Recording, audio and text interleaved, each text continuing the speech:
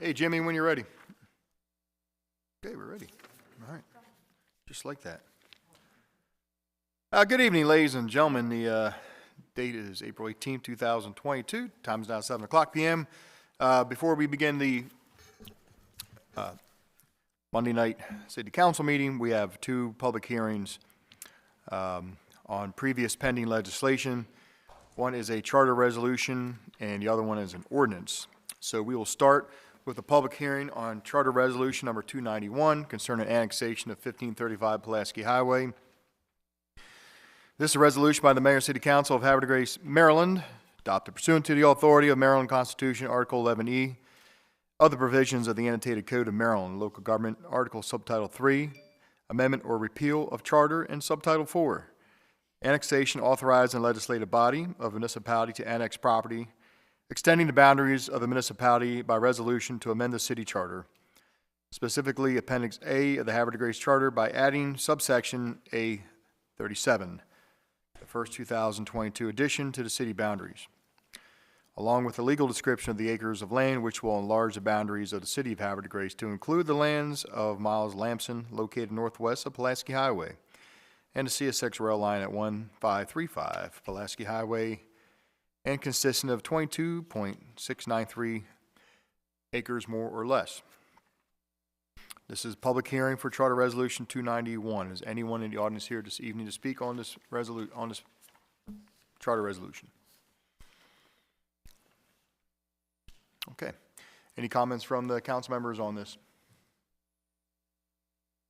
All right. Without comments from the public or comments from the council, I will now deem public hearing on Charter Resolution 291 to be closed. Second on our public hearing, we have public hearing on Ordinance 1072 concerning temporary moratorium on short-term rentals. An ordinance by the Mayor and City Council of Havre de Grace, Maryland, adopted pursuant to the authority of Article 11E of the Maryland Constitution, the Local Government Article, and the Land Use Article of the Annotated Code of Maryland, Sections 33 and 34 of the Havre de Grace City Charter, to establish a temporary moratorium on the approval and issuance of permits within the city's municipal limits for short-term rentals. Who in this audience is here this evening to speak on this public hearing? Gentleman's hand was up first, and I'll call you next, sir, okay? I was just going to comment that that's why I'm here. I'm looking to educate. All right, go ahead and go first, and then I'll call you second. Good evening and welcome, sir. May it please have your name and address for the record? Sure. Robert Ewing, 624 South Washington. Welcome. Hi. I was just wondering what the next step is after the moratorium. Is this going to be something that's going to be reviewed for ordinances about short-term rentals? Is there a goal in mind? Does anybody have any idea where it's going? Okay. I'll put it in the hands of the chair of the planning committee. I'm sorry? Dave's ordinance. All right, well, since that's Council President's ordinance, I'll hand off to Mr. Grimm. Thank you, Mr. Mayor. The Department of Planning has been looking at short-term rentals for a few months now. It has come to, I guess, for lack of a better description, a head with a lot of different questions about short-term rentals and how they differ from other uses that we have in our code, such as cottage housing or standard bed and breakfast. And so we've had some issues with some, so it seemed like a good time to take a pause on those uses and look at trying to establish regulatory standards that are fair and level the playing field for all the uses that are sort of in that transient accommodation category. So Department of Planning has already been working on an ordinance that would regulate short-term rentals. It has not been put out to the public yet, but I anticipate in the coming weeks that that ordinance will be available. Once we put it in front of the Planning Commission, we will then have a Planning Commission meeting for them to have a work session to discuss that ordinance, and that would be open to the public, and the public could observe what the Planning Commission is doing. So that would be the time to comment on it, not tonight. Well, there are two kind of separate items here. The moratorium is this evening to simply set the standard for the 6-month moratorium on the application for new permits for short-term rentals or review before the Board of Appeals. The secondary part then would be an ordinance, should the council decide to take up a short-term rental ordinance, which has regulatory standards. That would also come before, that's the one that I said would come before the Planning Commission, and then ultimately, it would then come in front of the council if they decided to take that legislation up. And then there would be, again, opportunities in front of the city council to give your comments on that ordinance as well. Okay, so the first time to comment would be at the Planning Commission? Correct. That'll be the first public forum in order to have an opportunity to speak. Typically, during Planning Commission work sessions, they don't always take public comment, but that is totally up to the chair of the Planning Commission whether or not he wants to take public comment. Okay, and in the planning department, has any citizens, anybody ever complained about these temporary rentals? There have been some, but not as much citizen complaint as we've had issues with folks that have come in that have asked to be able to do a short-term rental. Okay. And we've had to say, no, we can't allow you to do this, or there is no path forward for you to do this. So there's nothing in the code for it? Correct. Okay. Well, Bed and breakfast? yes, it is, and that's where we have put, in the short term, Right. we have put them under the bed and breakfast category, but it doesn't necessarily fit so neatly there. And the other issue that we're really having is people are coming in and we're saying, no, you can't do this, you're not permitted to do this in your Right. zoning district, and they're saying, well, I have two neighbors right next to me or down the street that are doing these. So again, I hate to keep using the phrase level the playing field, but that's what our attempt is to do, is to level the playing field and also provide a mechanism by which the community within which these uses are going into, that those folks in those neighborhoods have an opportunity to know what's coming into their neighborhood and have a public forum to either support or not support a use that's coming into their neighborhood. Okay, and approximately when would the Planning Commission meeting be? At this point, we have a few things on the agenda coming up, so I would anticipate at the earliest that it would be mid to late May that we would have a Planning Commission meeting scheduled to specifically discuss this. I would prefer not to have anything else on the agenda, Right. Given that it's a pretty big thing to take on. So it would just be a Planning Commission devoted to reviewing this. And I could find that on the website? Yes, sir. Yeah, those agendas are always posted on the web. Okay, thank you very much. Thank you, sir. Sir, you wish to speak? Okay, got you. Thank you. Anyone in the audience this evening wish to speak on ordinance 1072? Any comments from council? Okay, without any further comments from the public, or no more comments from council, I will close public hearing on ordinance 1072. Mr. Grimm, thank you very much for your explanation. I appreciate it. And we will now go into our regularly scheduled council meeting.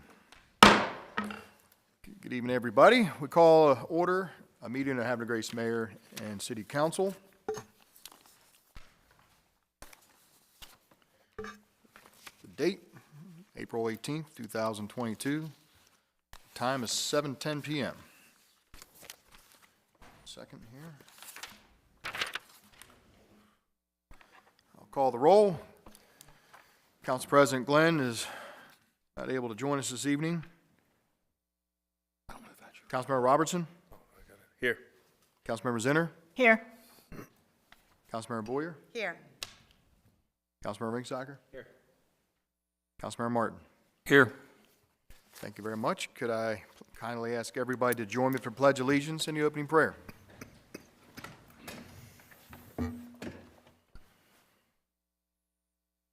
Pledge allegiance To the flag to the of United the United States of America and to the republic for which it stands, one nation, under God, indivisible, with liberty and justice for all. Thank you, everyone. If I could kindly ask you to remain standing, as it's always a great privilege to invite our good friend Reverend Gene Proud of Proud Evangelistic Association up here. Good evening, sir. Thank you for joining us on this cold, rainy evening. Thank you for having me. I always enjoy coming up to see you guys. Let's pray. Father, bless each one of these people. They are your tools to provide for our protection and guidance and safety in times that aren't always any of those things. Give them all the wisdom and the knowledge they need and the patience to bear with us as we try to figure out what it is that you're trying to say to us through them. We ask these in the name of your Son, Jesus. Amen. Reverend Jean, thank you.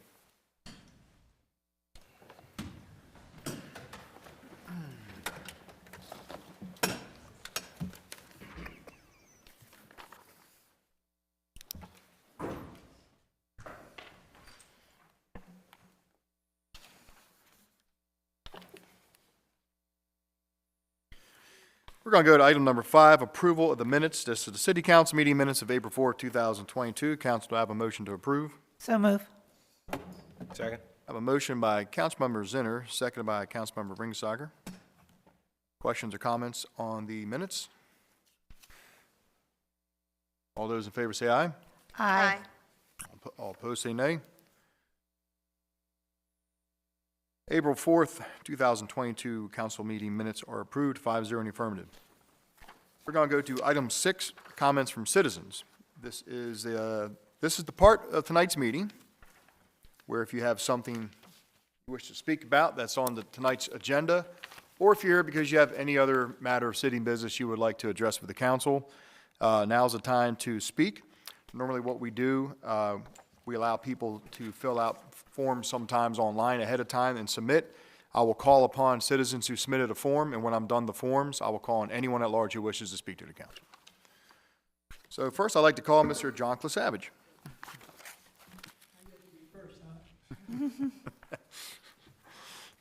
Good evening, Mr. Clisavage. May you please have your address for the record? Sure. My name is John Clisavage. I am Washington Street Books at 131 North Washington Street, Havre, Maryland. Welcome.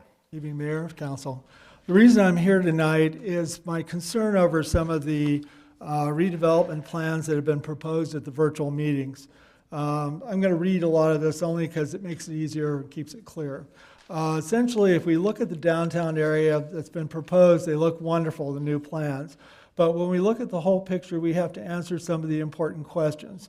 Well, one of the main issues I'm here tonight about is parking. Taking the ideas that have been proposed in the 2 vignettes and also in the meeting with the downtown Havre de Grace merchants, it was presented that they would change on Washington Street, on the north part, the diagonal parking to parallel parking, which would be on the St. Joseph side, and to create bump outs along the street for the trees. This would reduce what is now 60 parking spots down to, 61 down to 31 parking spots along Washington Street alone.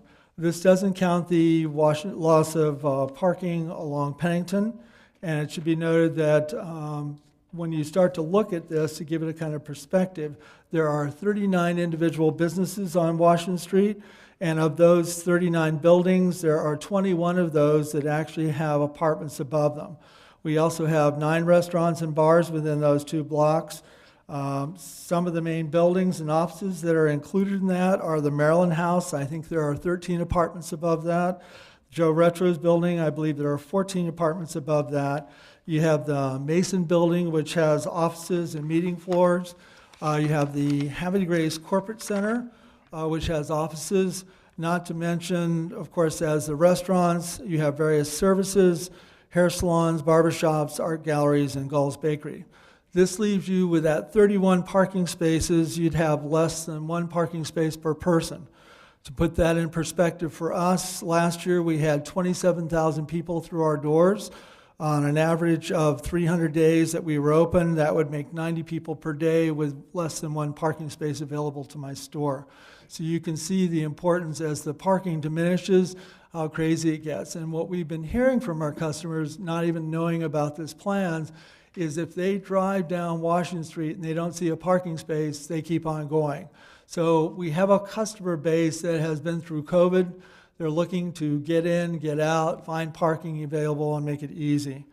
If we consider the other aspect which has been proposed by the vignettes, which is that by creating these bump outs with the trees and beautiful area of 2 parking spaces between them, the restaurants would have the availability to eventually push outdoor seating into that area. If that were to happen just on Washington Street, because we have 9 restaurants and bars, That would result in a loss of another 18 parking spaces, leaving a total of only 13 parking spaces for all of Washington Street from the original start at 61.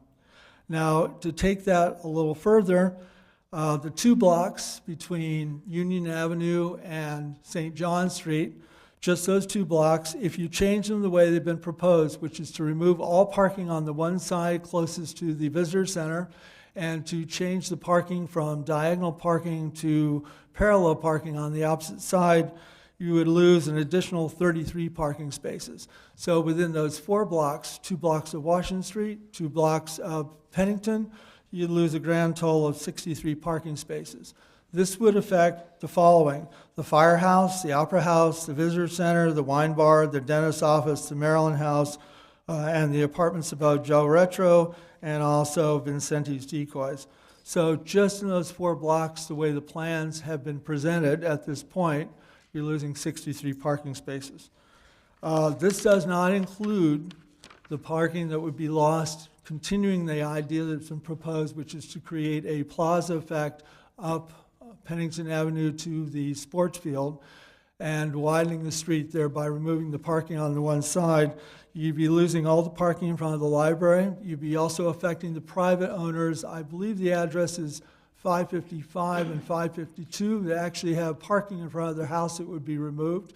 And you would also remove, I believe, an additional 60 parking spaces from Union Avenue to the park.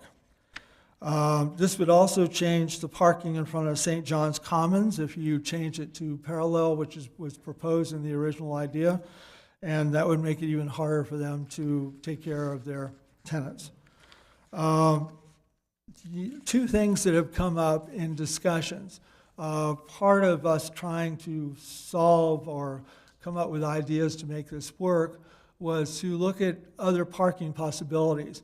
The parking area across the street, which has been proposed, looks like it will be used heavily with the advancement of the old high school auditorium, which is referred to as the Star Center of Havre, Grace, I understand now. They're talking about having large events there and growth, which is wonderful. It's another positive thing for Havre, Grace, but that'll drastically use the parking that people are depending on, or looking to, I should say. And there's also the potential of a couple of Friday night football games that will take place at the same time that the first prize will take place. So you'll also be using that whole area that people are counting on across the street being filled in with both sports events, auditorium events, and any overflow from the downtown area. The one other thing that was brought up too is the wonderful expectations of the State Theater. They're doing really well with their business. They're predicting that they will go and expand to about 500 patrons per event. If that happens, that will put another drastic demand on parking in the downtown area. The other venue that has been added over the last couple of years that the town has really worked hard to accomplish is the wedding venue. You start having more weddings down at the Bank Lafleur and along those areas, and Tidewater Grill, and all the other restaurants that benefit from that. That's going to be another expansion of parking. So you can see as each of these venues grow, the demand for parking actually increases, not decreases, and the idea of losing 60 parking spaces in those 4 areas seems very drastic to some of us in the businesses downtown. The second part of this that was proposed beside parking was the building infrastructure.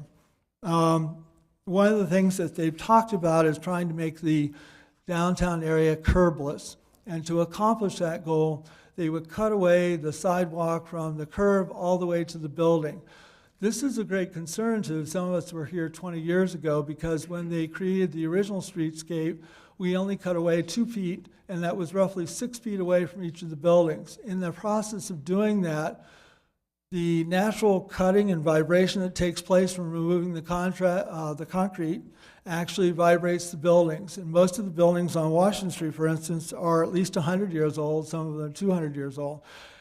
Some of the things that are unexpected that occurred last time was that in front of the Maryland House, they cut away the sidewalk, and only 2-foot section, and it was 6 feet away from the building.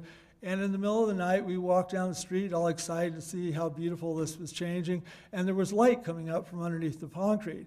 Turned out that the basement of the Maryland House actually extended underneath the sidewalk. And this appears to be something that may occur in several other buildings in the downtown area. So some of us are concerned that we may open a can of worms by trying to remove the whole sidewalk. The other issue is when you do remove that whole sidewalk, if you try to make it curbless, you will essentially remove any way for people to access the buildings and the offices and the essentially a business like the salons and the barber shops and the bakeries and everybody else, because even if you try to create a walkway for them, you still have a construction zone that takes up the whole sidewalk. Now, in reverse of that, if they were to keep the curbs as a possibility and to cut that 2-foot section out again, they know what is there. They've done that before 20 years ago. They know what they're going to run into. They'd be able to relay all the wires, do all the work and construction work that they'd like to do, and they would not dissuade the customers from coming down and visiting the businesses. It's not my, how do I put this? It wouldn't be my greatest choice to get rid of all the trees, but the proposal as laid out has proposed that part of creating a better downtown is to make the walkways larger. If I could offer a compromise, and this is just me saying this, I'm not talking for any other merchants, but rather than making the town curbless, if we use the bump out idea, which is to put the trees out into a bump out off the sides of the curbs, you would only lose 16 parking spaces instead of losing 30. You would be able to put your benches next to your trees, which would give you a beautiful area for people to visit. You would remove the damage that's occurring to the concrete sidewalks from the root systems, and you would create this beautiful alcoves that they have presented. But you wouldn't shut down the businesses by taking up the whole sidewalk. You'd be able to cut the 2-foot sections. And when we did that 20 years ago, the businesses were able to maintain themselves, they were able to stay open, and this construction was limited, and you wouldn't run into any other special problems.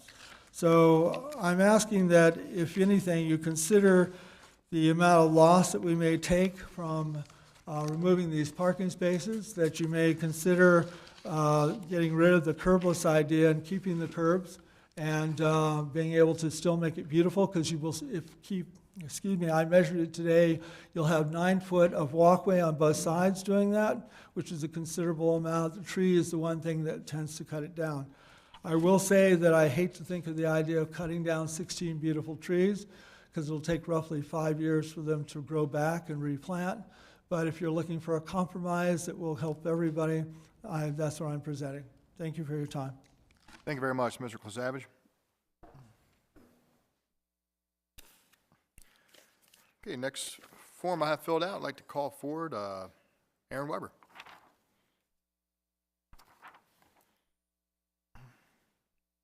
Good evening and welcome. May we please have your name and address for the record? Sure. Aaron Weber, 909 Arthur Drive. Welcome.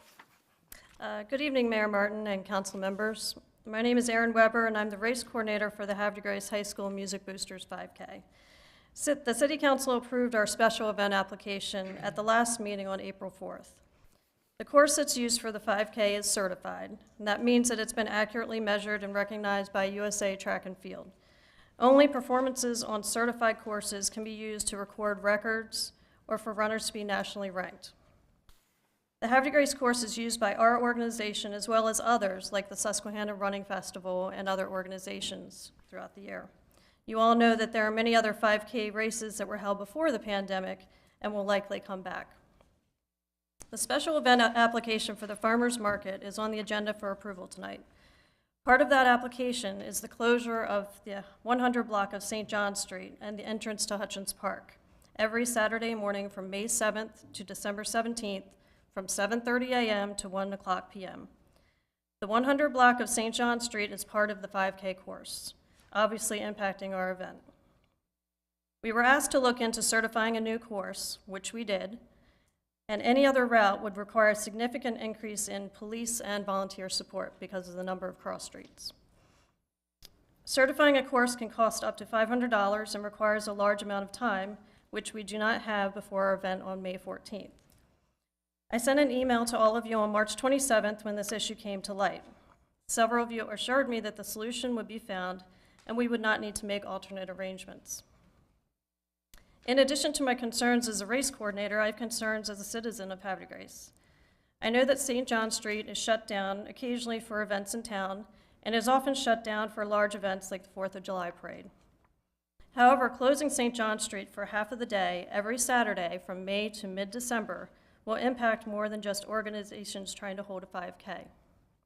St. John Street is a main route to marinas and boat launches in town, and it also reduces possible routes for emergency services while also requiring additional police support. I'm sensitive to the ongoing issues related to Hutchins Park, but it seems like closing St. John Street every Saturday for the farmers market could have more drawbacks than benefits. This is not an issue that is likely to go away anytime soon, and there needs to be a long-term solution that works for all organizations in town. One possible solution is to use the parking lot outside of the old high school auditorium for the farmers market. What is now being referred to as the Star Center offers the option to move inside on days with inclement weather. There are bathroom facilities, and the lobby of the gym could be used as a cafe area for customers to eat their breakfast sandwiches or other goods that they have purchased. The farmers market can also be added as a stop on the Tide, our new trolley. I know there has been concern about parking availability when sports games are being held on the high school football field. But it is my opinion that there is plenty of parking with the new lot and on-street options. Where did everyone park before the new parking lot was installed? This will also alleviate some of the parking issues downtown that were just spoken about. And who knows, there may be additional customers that come from those sporting events. Some concerns have also been expressed that customers to the farmers market won't know where to go because they are so used to it being at Hutchins Park. What did they do when it moved from Pennington? With some adequate advertising in town on social media and the farmers market website, I'm confident that people will be able to find the new location. Before I finish, I would like to note that our 5K is the high school music boosters' largest fundraiser of the year. The money we raise goes straight to providing enrichment activities for our young musicians. In March, the high school band, orchestra, and choral ensembles performed in the county assessments. These are adjudicated performances that are judged by a panel of distinguished musicians. All of the high school's ensembles earned the highest ratings possible. Additionally, our students performed a musical theater production of The Little Mermaid last Friday, Saturday, and Sunday. This was the first musical performed in the new school's auditorium, and it was phenomenal. I don't know how many actually saw it, but it was great. The amount of work and dedication was evident by the performers on stage, the pit orchestra, and the stage and sound crew. There were well over 400 people in attendance each day. The students involved in the music programs endured online lessons and mandatory face masks until just a few months ago. The fact that they have not only endured but thrived is a testament to them and the amazing music instruction we have in Havre de Grace. And one last note, just for the community, this Saturday is the Lower Susquehanna Heritage Greenways Annual River Sweep. The check-in is at Tidings Park at 8:30 a.m., and the registration is at upperbaytrails.com. Thank you. Thank you, Ms. Weber.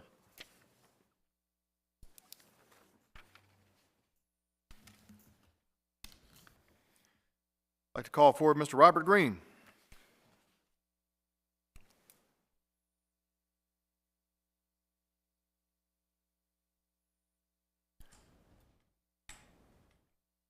Good evening, Mr. Green. It's nice to see you back at the City Council meeting.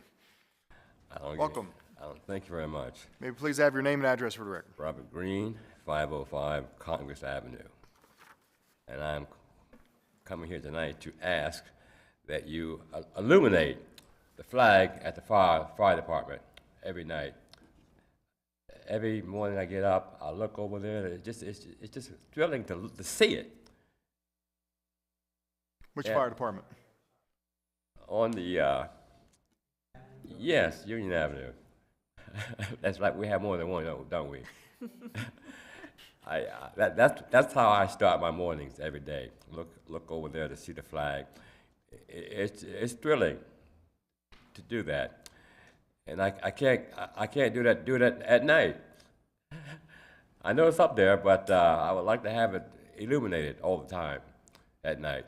That's my request. Thank you.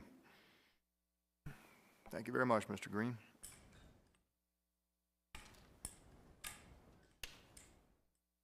House 2, right? Okay.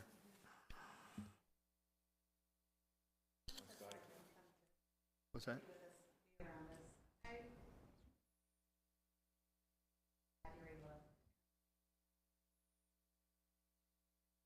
Okay, that's all the pre-filled out forms I have. I'd be happy to call on anyone in the audience who wishes to address the city on any matter. Comments have any, council have any comments? Okay, all right, we will move on our agenda. Item 7, appointments. This evening we have no appointments. Item 8, recognitions. We have no recognitions. Item 9, proclamations. This evening we have no proclamations, which takes us to item 10, presentations. And we do have a presentation. It's our annual report from the Wage and Benefit Commission, and I have great privilege to call forward Mr. Fred Wills. Good evening, sir. Thank you, Mayor, City Council. Thank you for yet again annually hearing our report and our presentation. My name is Fred Wills, as you mentioned, and I'll be presenting. The presentation was prepared from the report. Hopefully everybody got it. And it's just a synopsis of it. If you have further details, you can ask them tonight, but if you have any other questions, you all have the email, and feel free to give us contact. We will try to get them answered for you. Next. Am I in control or are you in control? You can do it. I just got to make sure I remember. All right, so the structure, the commission, as you can see up there, we hold monthly meetings. As of now, we are at the full civilian membership.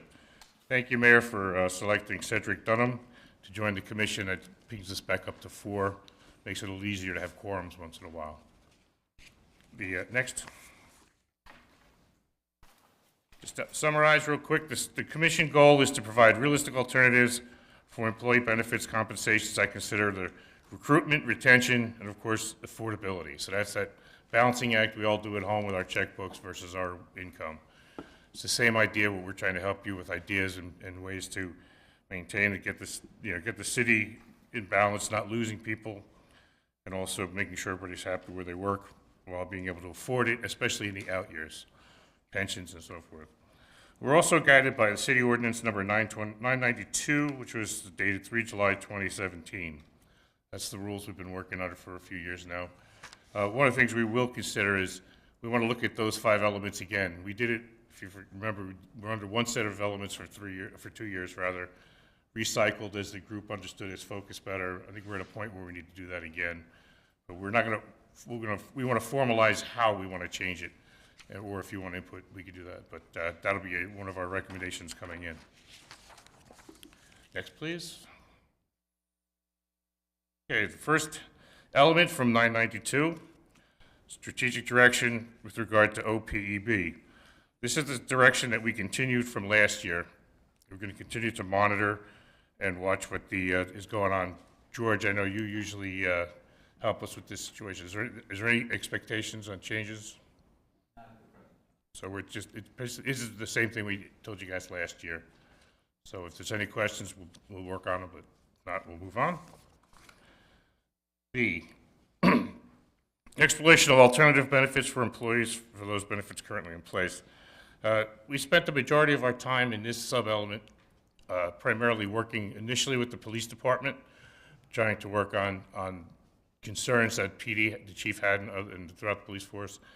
We're very happy to see that the city took worked with our recommendations from last year and have implemented them. As I understand it, it's already currently implemented in the system. The next thing we need to look at is the civilian side. In the near future, 2023, we anticipate that the minimum wage by the state requirements will exceed where we start our schedule at currently. So we'll have to take a look at that. And I think there's already effort in that area. So we just want to make sure everybody knows that's where we're working. And that was a vast majority of what we did this year, was working all that. Next, please. As a result, the next 2 elements, being that the primary focus was what we just discussed. These areas, we didn't provide anything new this year in the report. just some small observations on the Human Resources Officer. And we basically, I think we're going to, like, one of the recommendations is D, I think the city has moved away from that effort to try to, sign on people, change different positions to different, either were they employees or were they contracted. And I think that has sort of gone away and quelled itself, so we'll have to see how that goes. So that'd be probably one of the things we say, we can maybe pull that element out to amend at 997. Next, please. One of the things we recommended and looked into heavily is the outsourcing of opportunities. The benefit of the outsourcing is that you're not getting full-time employees who have benefits and wages. You're getting jobs done by people who only need to do that job and then it's over. That saves us from carrying people with certain tasks that we don't, especially smaller ones. The other thing we thought was interesting as a commission, we mentioned it in the second bullet, is the American Rescue Plan Act of 2021, which is the big influx of money. The way the city structured itself for that was good to us in that we found, if you hadn't set up the team to do it as you did, the sub-team and some new people, you'd be just tapping resources that the city currently needs to keep the city running as it is. You would have been, I think you'd have started to tax the staff a little too heavily. So that was a good move from our review. Thank you. Next, please. All right, summary of the accomplishments and findings.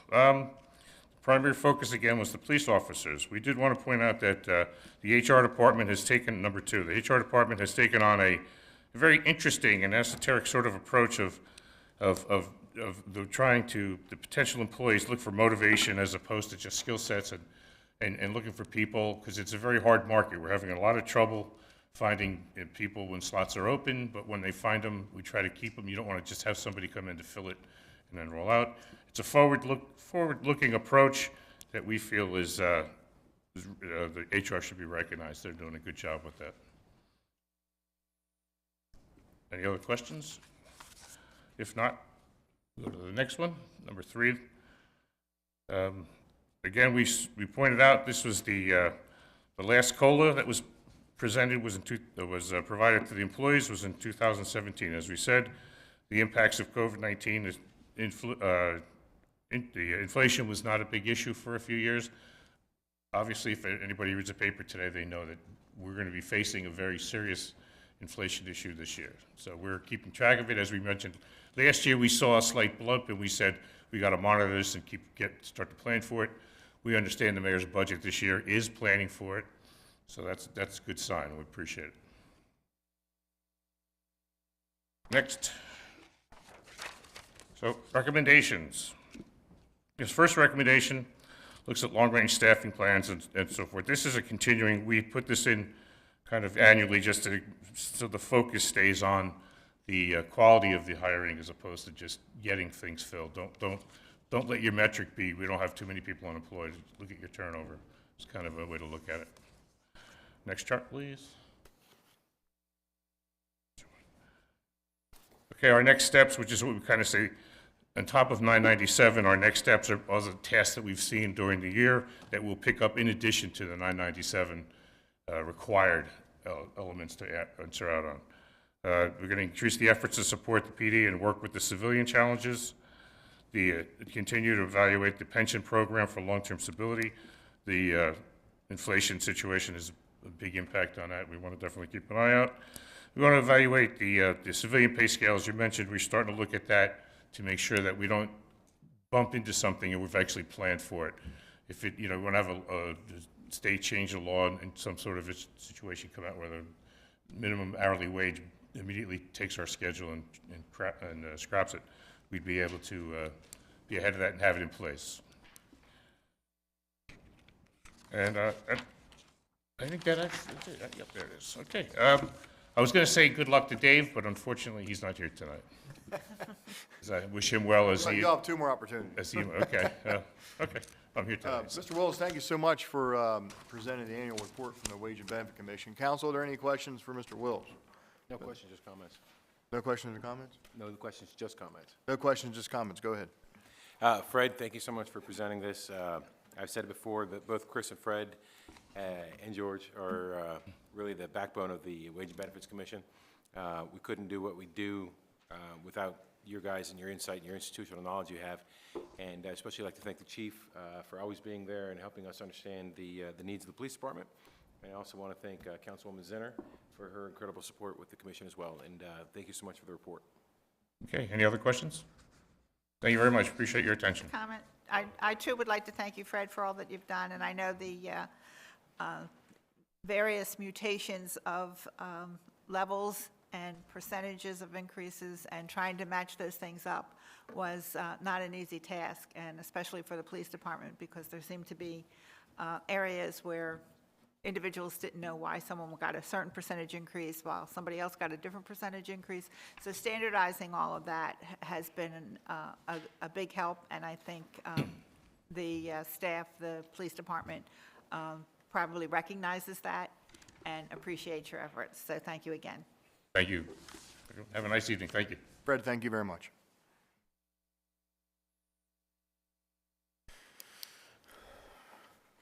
Council, we're going to go to item 11, resolutions. This evening we have one resolution. It's going to be regarding license agreement for 625 South Washington Street. To introduce this resolution, I'm going to call upon the chair of the planning committee, Councilmember Ringsager. Mr. Mayor, Council, make a motion to introduce a calendar resolution concerning license agreement for 625 South Washington Street. So move. Council, I have a motion by Councilmember Ringsager, seconded by Councilmember Zinner. This is a motion to introduce calendar resolution. Questions or comments on the introduction? All those in favor say aye. Aye. All opposed say nay. Motion to introduce calendar resolution concerning license agreement for 625 South Washington Street carries 5-0 in the affirmative. Council, this is going to be calendar resolution 2022-11. 2022-11. A resolution by the Mayor and City Council of Havre, Grace, Maryland, pursuant to the Section 33 and 34 of the City Charter and a local government article of the Annotated Code of Maryland for the approval of a license agreement for the installation of sidewalks within the South Washington Street and Alliance Street rights-of-way, and to authorize the mayor to execute such a license. Council, I have a motion to adopt the resolution 2022-11 on its introduction. So moved. Second.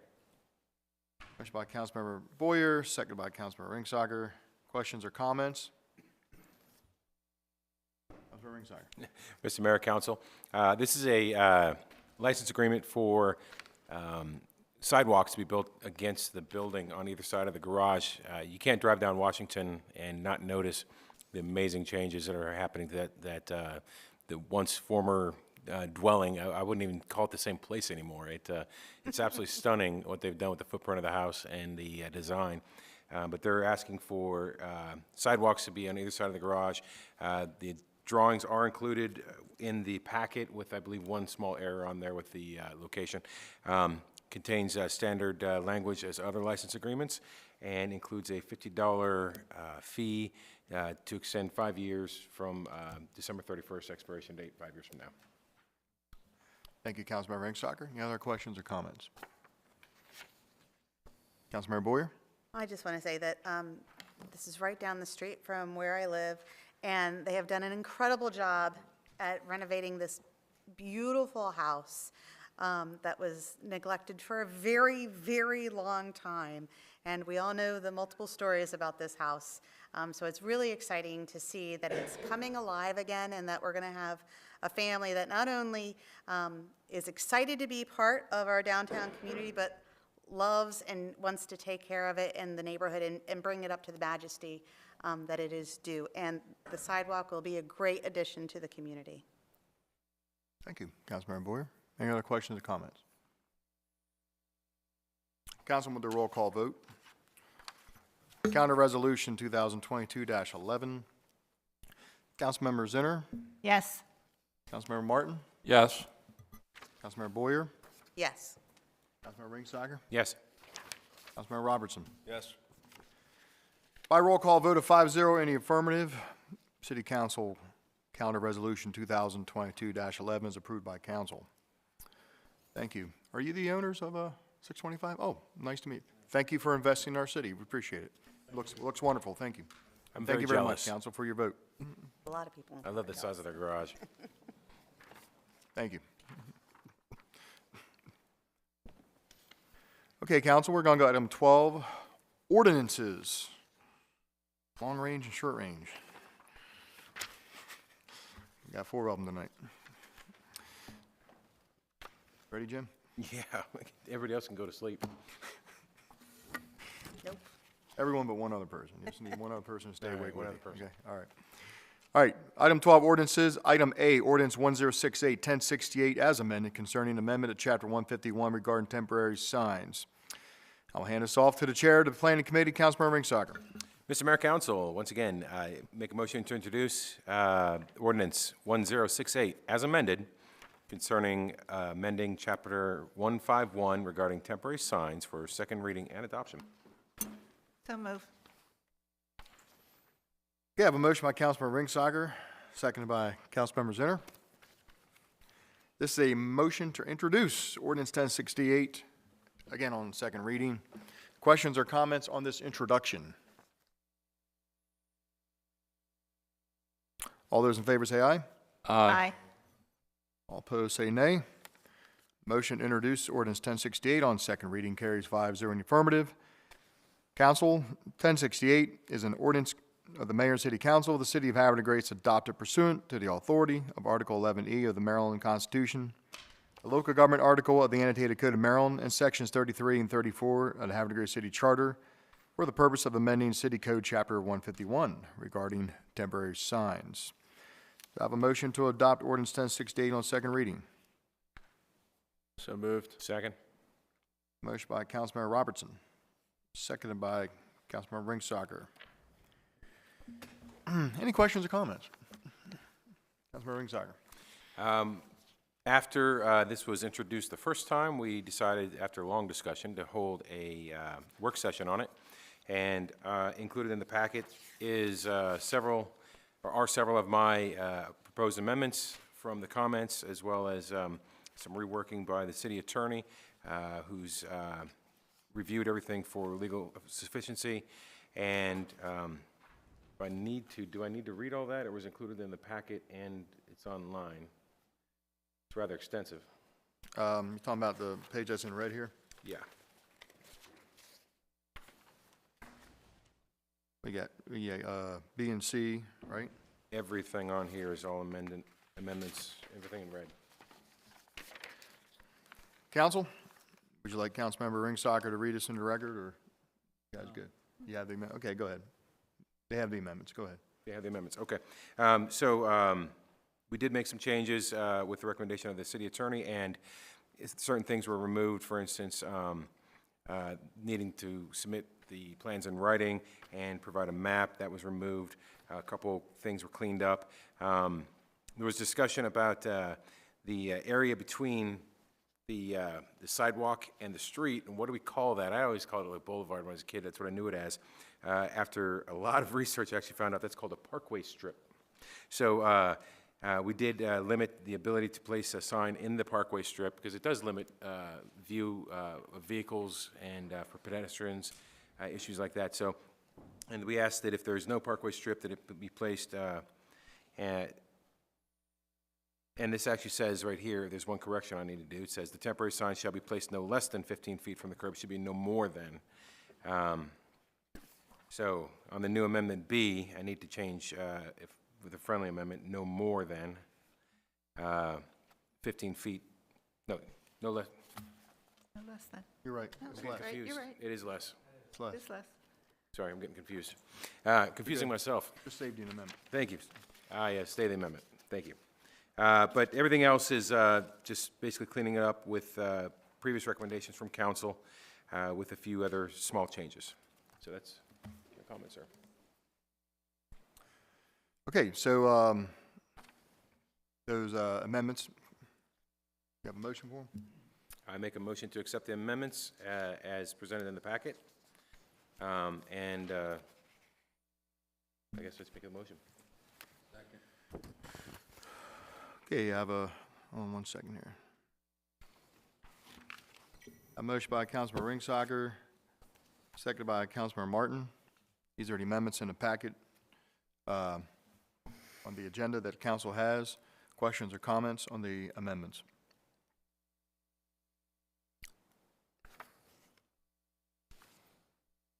All those in favor say aye. Aye. All opposed say nay. Nay. Councilmember Ringsager's amendments carries 4-1 in the affirmative. Okay, we're still under the question for Ordinance 1068 as amended. Any other further questions or comments? Yes, sir. Comments, anybody? Okay. Ordinance 1068, roll call, vote. This is second reading and adoption. Councilmember Robertson? Aye. Councilmember Ringsager? Yes. Councilmember Martin? Yes. Councilmember Zinner? Yes. Councilmember Boyer? No.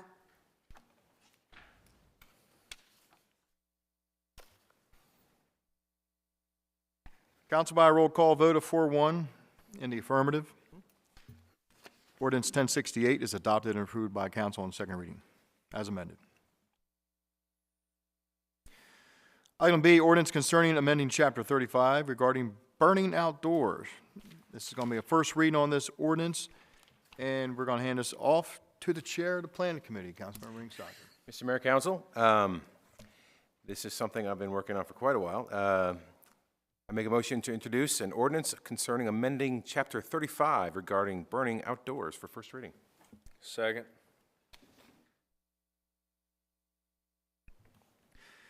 Council, I have a motion by Councilmember Ringsager, seconded by Councilmember Robertson.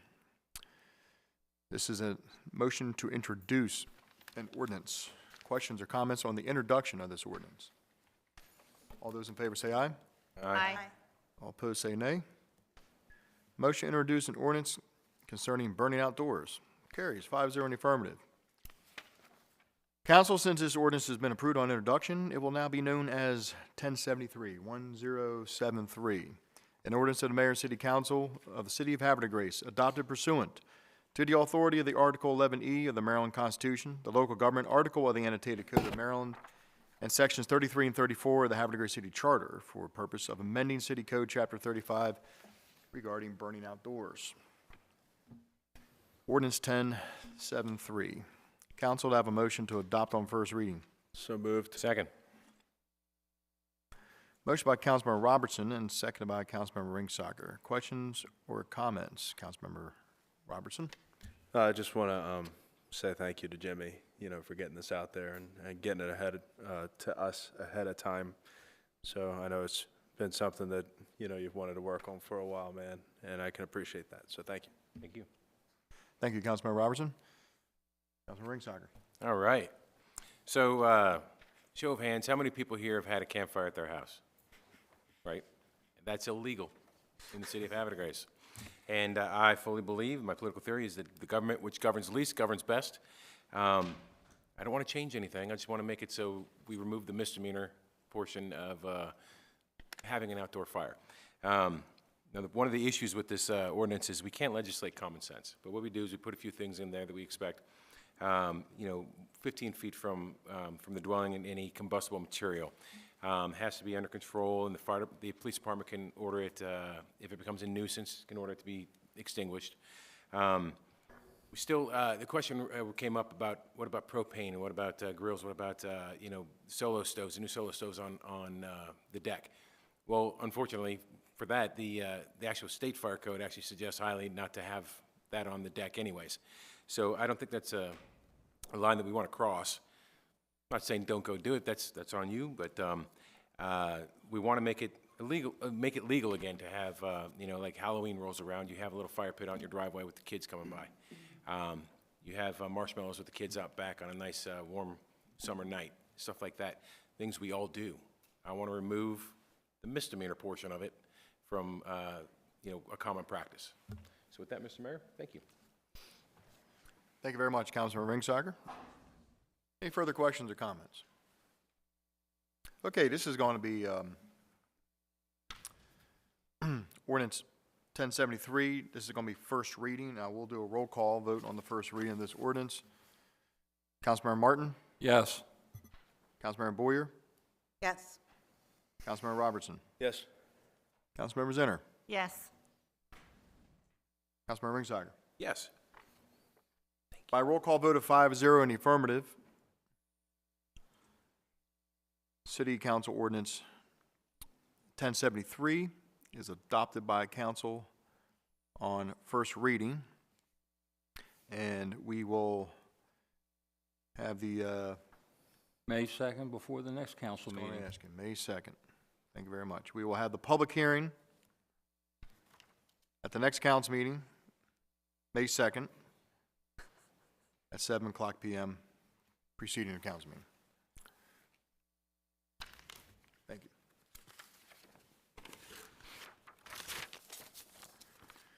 Okay, we're going to go to item C. It's ordinance concerning establishing standards for open space. And wouldn't you know it, this one's going to go to the chair of the planning committee, Councilmember Ringsager. Mr. Mayor, Council, this will be the first of two sister ordinances. I make a motion to introduce an ordinance concerning establishing standards for open space and requiring planning commission review for open space areas within a subdivision for first reading. Council, I have a motion by Councilman Ringsager, seconded by Councilmember Robertson. This is a motion to introduce an ordinance. Questions or comments on the introduction? All those in favor say aye. Aye. All opposed say nay. Motion to introduce ordinance concerning establishing standards for open space and requiring planning commission review for open spaces areas when the subdivision is approved, is approved for introduction. Council, this is going to be ordinance 1074, ordinance 1074, an ordinance of the mayor and city council of the city of Havre, Grace, adopted pursuant to the authority of Article 11E of the Maryland Constitution, the local government article of the annotated code of Maryland, and sections 33 and 34 of the Havre Grace City Charter for the purpose of establishing standards for the open space and requiring planning commission review for proposed changes to open space areas within a subdivision. Council, I have a motion to adopt ordinance 1074 on first reading. So moved. Motion by Councilmember Martin, seconded by Councilmember Ringsager. Questions or comments? Councilmember Ringsager. Mr. Mayor, Council, this is an effort by the city to establish the standards for open space within developments, as in the header. It includes several changes to, or more just outlining the expectations of the city in the plan and the stages of development for incoming subdivisions and plan adult communities for the next one. But what it does, it punts us to the planning commission for full review of the plans coming from the developers, so we can have proper open review from the city and the citizens on the plans coming from the developer. Okay. Enough said. Thank you very much, Councilmember Ringsager. Any further questions or comments on ordinance 1074? Okay, Council, we're going to do a roll call. Councilmember Robertson. Yes. Councilmember Zinner. Yes. Councilmember Martin. Yes. Councilmember Ringsager. Yes. And Councilmember Boyer. Yes. By roll call vote of 5-0 in the affirmative, City Council Ordinance 1074, 1074 is adopted on first reading. Councilman Martin, how's May 2nd sound for? 7 p.m. Okay, sounds good. May 2nd Second. at 7 p.m. She seconded that. Okay, good job. He said May 2nd, not need a second. Okay, sorry. My hearing's off, sorry. Councilmember Zinner agrees with me. May 2nd? Okay. At 7, right? We're going to hold that second until we get to the next ordinance. All right, okay. Thank you very much. Yeah, so okay, just for clarification, the public hearing on ordinance 1074 concerning establishing standards for open space and requiring planning commission review for open space areas within a subdivision has been adopted on first reading. We will have the public hearing on May 2nd at 7 o'clock, next council meeting. Item D, ordinance concerning requiring planning commission review for open space areas within a planned adult community. And what we're going to do for this one is we're going to change it up a little bit and go to the chair of the planning committee, Councilmember Ringsacher. Oh, sir, thank you. I was hoping I would get to talk today. Mr. Mayor, council, citizens, I make a motion to introduce an ordinance concerning requiring planning commission review for open space areas within a planned adult community for first reading. Second. Council, I have a motion by Councilmember Ringsacher and seconded by Councilmember Robertson. This is a motion to introduce an ordinance. Questions or comments on the introduction? All those in favor say aye. Aye. All opposed say nay. Motion to introduce a resolution, or I'm sorry, motion to introduce an ordinance carries 5-0 in the affirmative.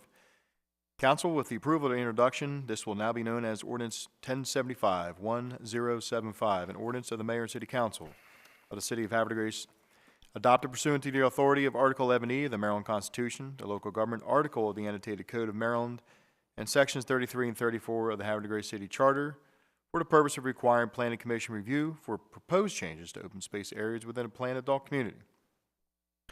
Council to have a motion to approve Ordinance 1075 on first reading. So moved. Second. Motion by Councilmember Martin, seconded by Councilmember Ringsacher. Questions or comments? Councilmember Ringsacher.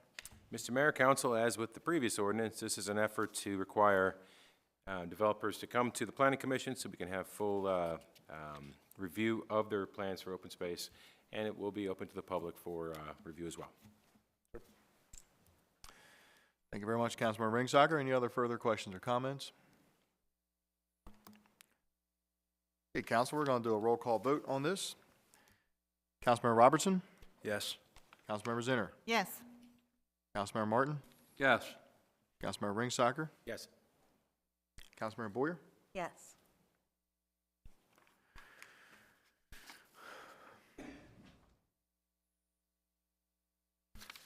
By roll call vote of 5-0 in the affirmative, Ordinance 1075 is adopted by council on first reading.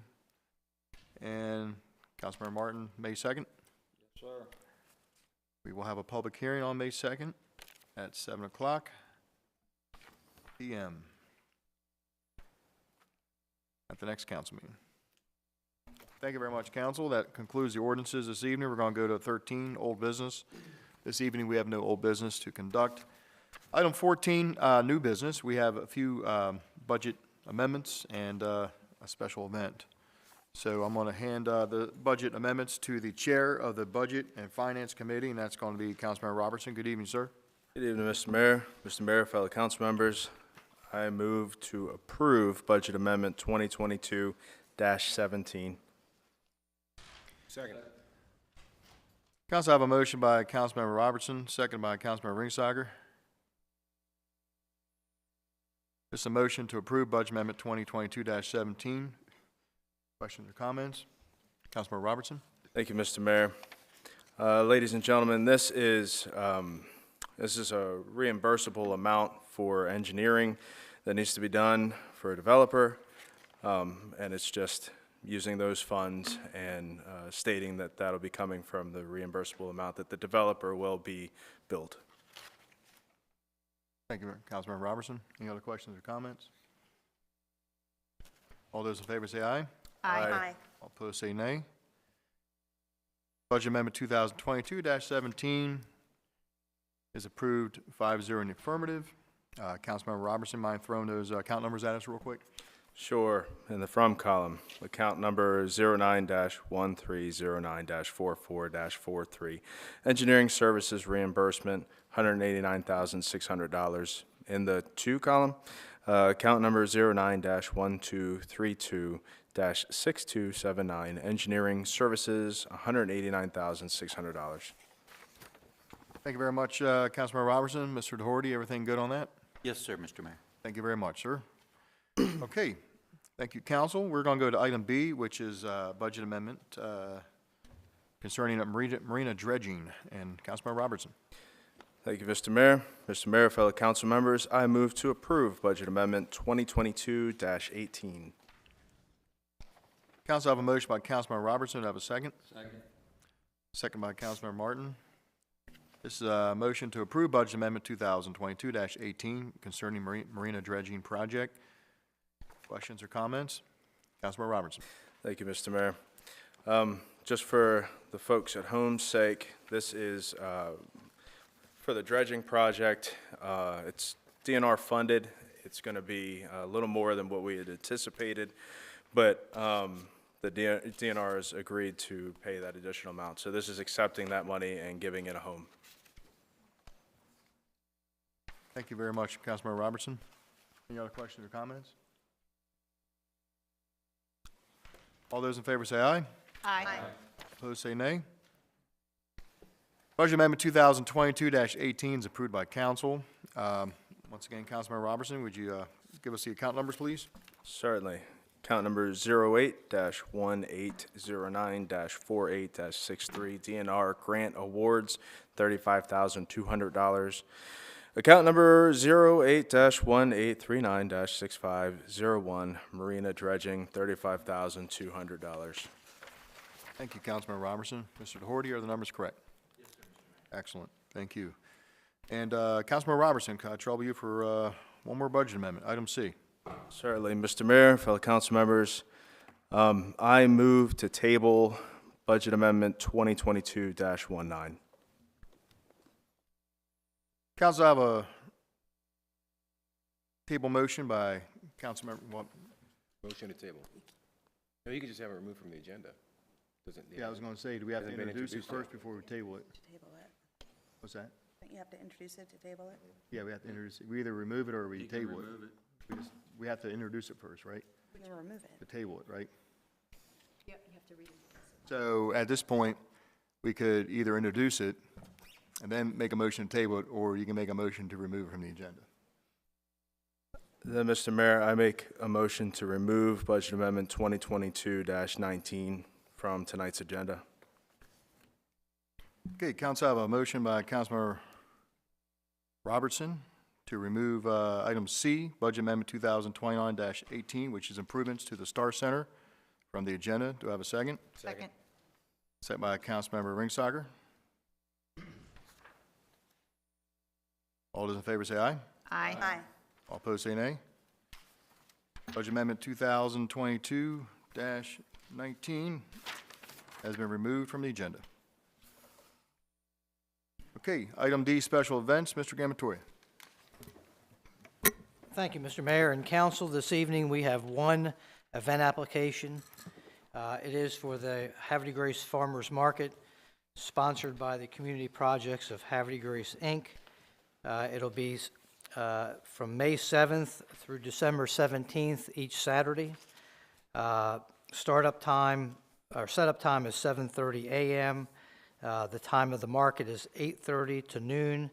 It'll be broke down by 1 o'clock. The location is the 100 block of St. John Street, and the entrance to Hutchins Park between Market Street and the sign at Frank Hutchins Park. Within your packet, you have a map depicting the location. Also, the call sheet is included as well. Thank you very much, Mr. Gamatoria. We have a motion to approve farmers market.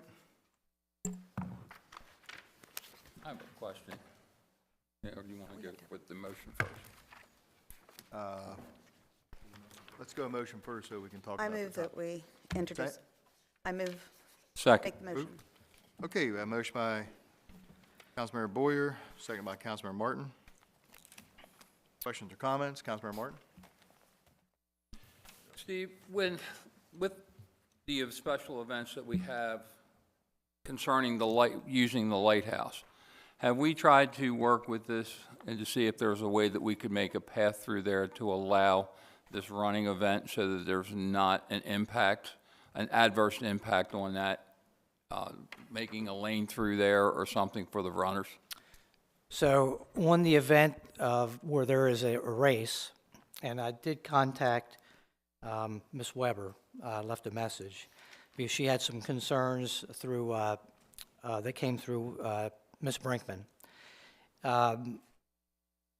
The farmer's market will be shifted to the part of Congress Avenue that's between Frank Hutchins and Market St. John Street, so that it will not impede the race.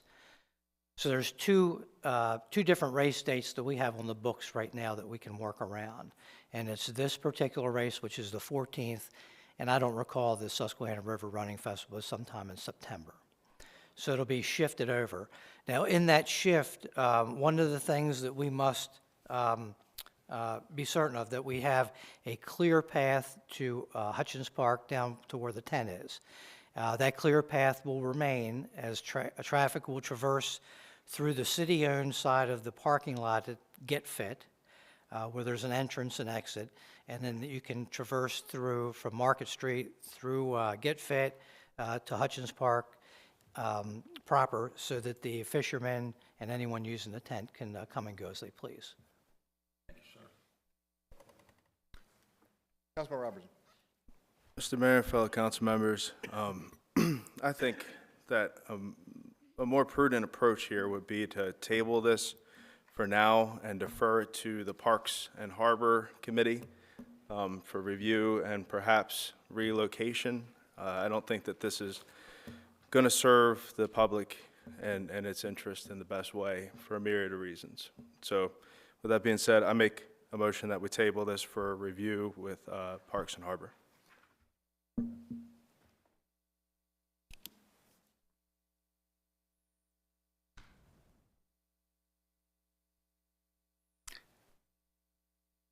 I have a question.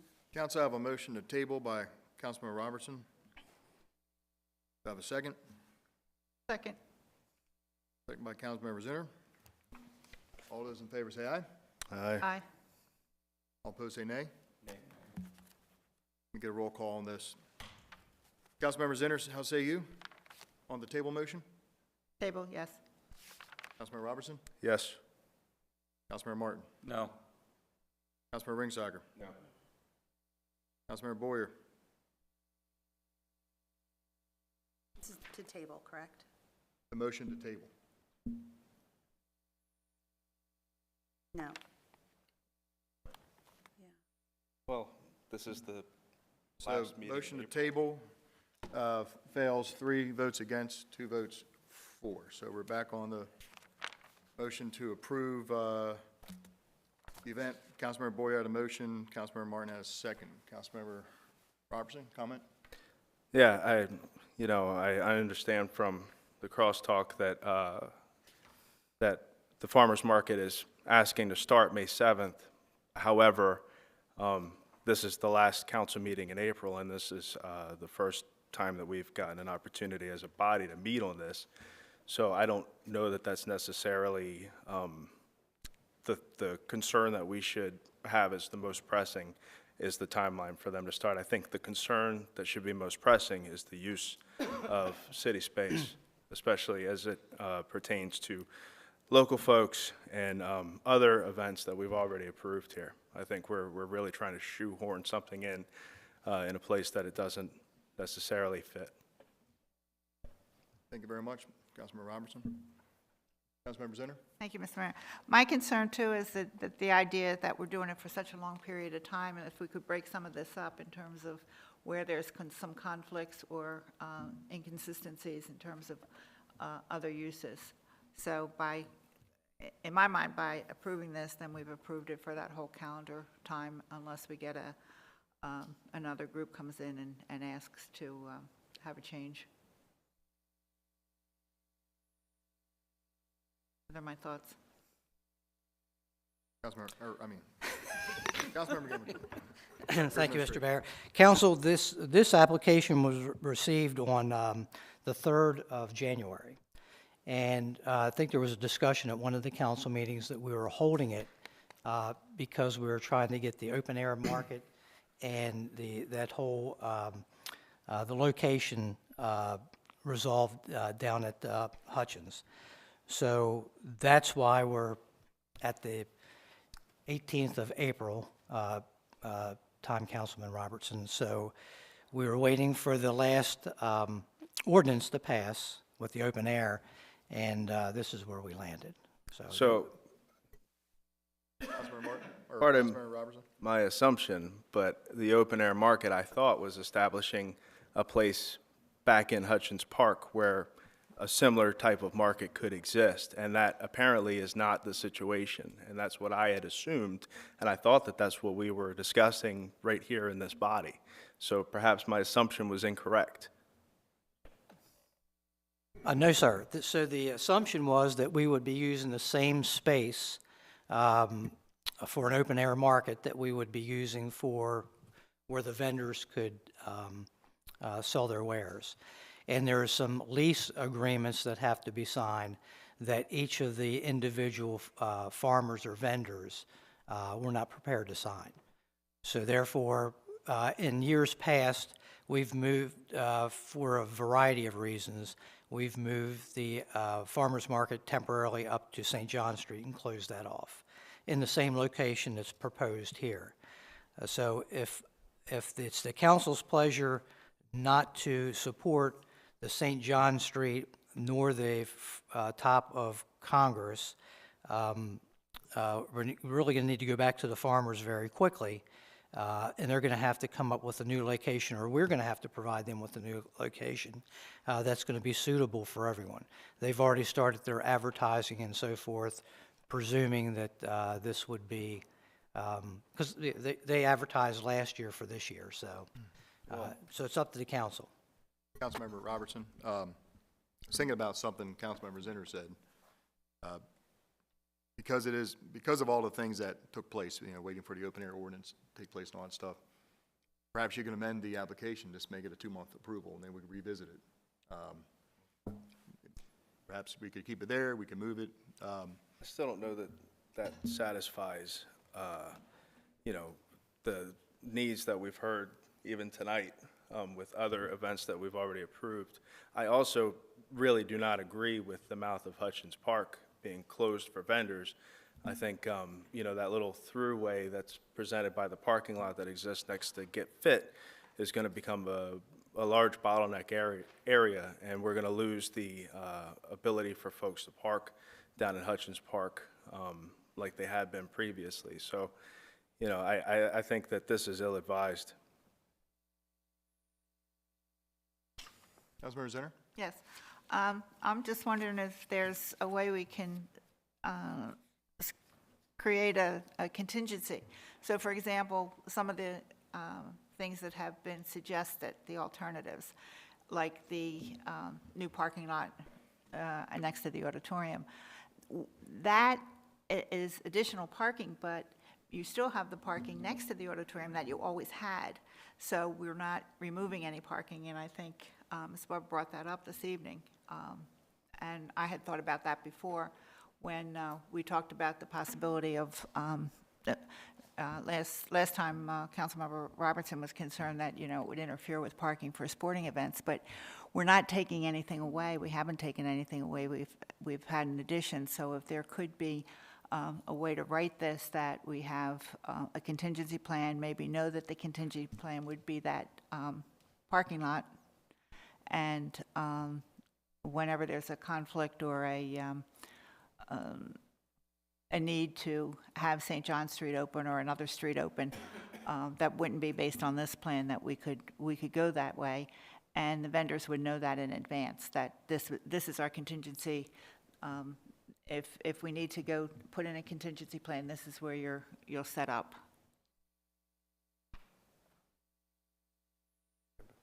They're my comments. Any other questions, comments? Have anybody in the audience from the farmers market that could speak on their behalf? We heard what the farmers had to say at the community projects meeting. Right. So. So the farmers originally, when we, last year at the end of the market, the option of the high school area was given. They were first a little bit excited about it, but then they came back and they said they felt the location of the market over the years has really built the clientele, and once it's established, they felt like they didn't want to move it.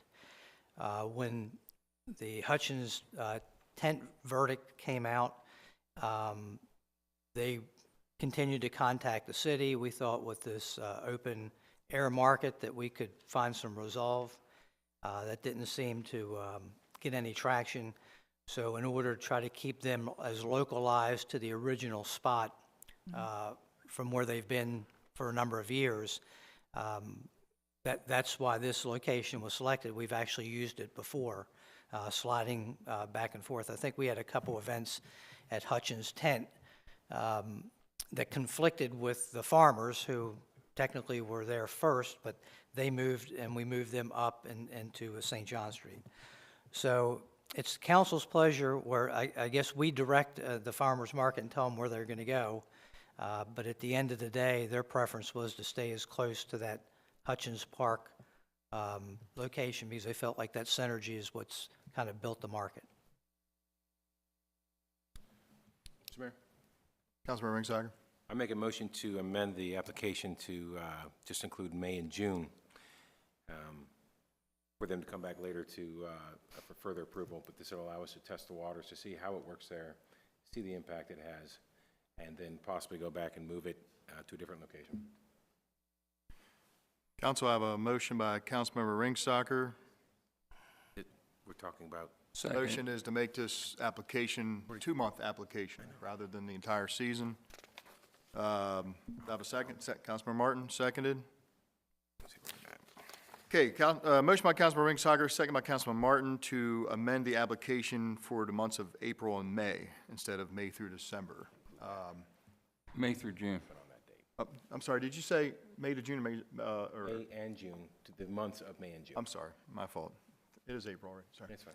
May and June, I'm sorry. This motion by Councilmember Ringsager is to make the application for May and June instead of the whole season. Correct. We'll revisit if this passes. Okay. So, questions or comments? All those in favor say aye. Aye. All opposed say nay.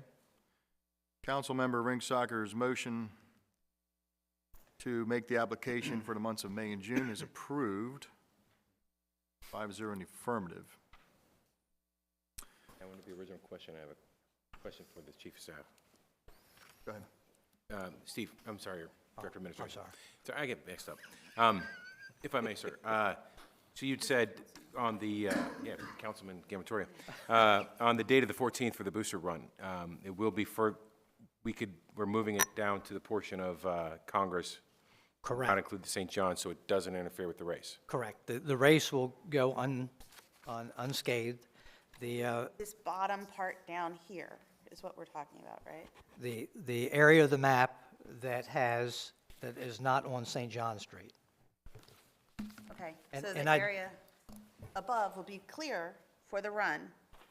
St. John Street and Market Street will be clear. Okay. And I did, I don't know if Ms. Weber got my phone message. I did make that clear to her that when the race was going to occur, we proposed a couple things to them if they would start the race and run it reverse. That way they would get through that area quickly and then the market could move into that area. That wasn't an option because they have a certified race. That's fine. I assured her we would move the farmers off of St. John. The race would go unimpeded. And we get to all cheer for them, right? That's correct.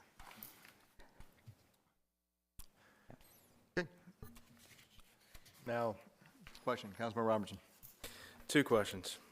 Number one, I guess that's both for the city attorney.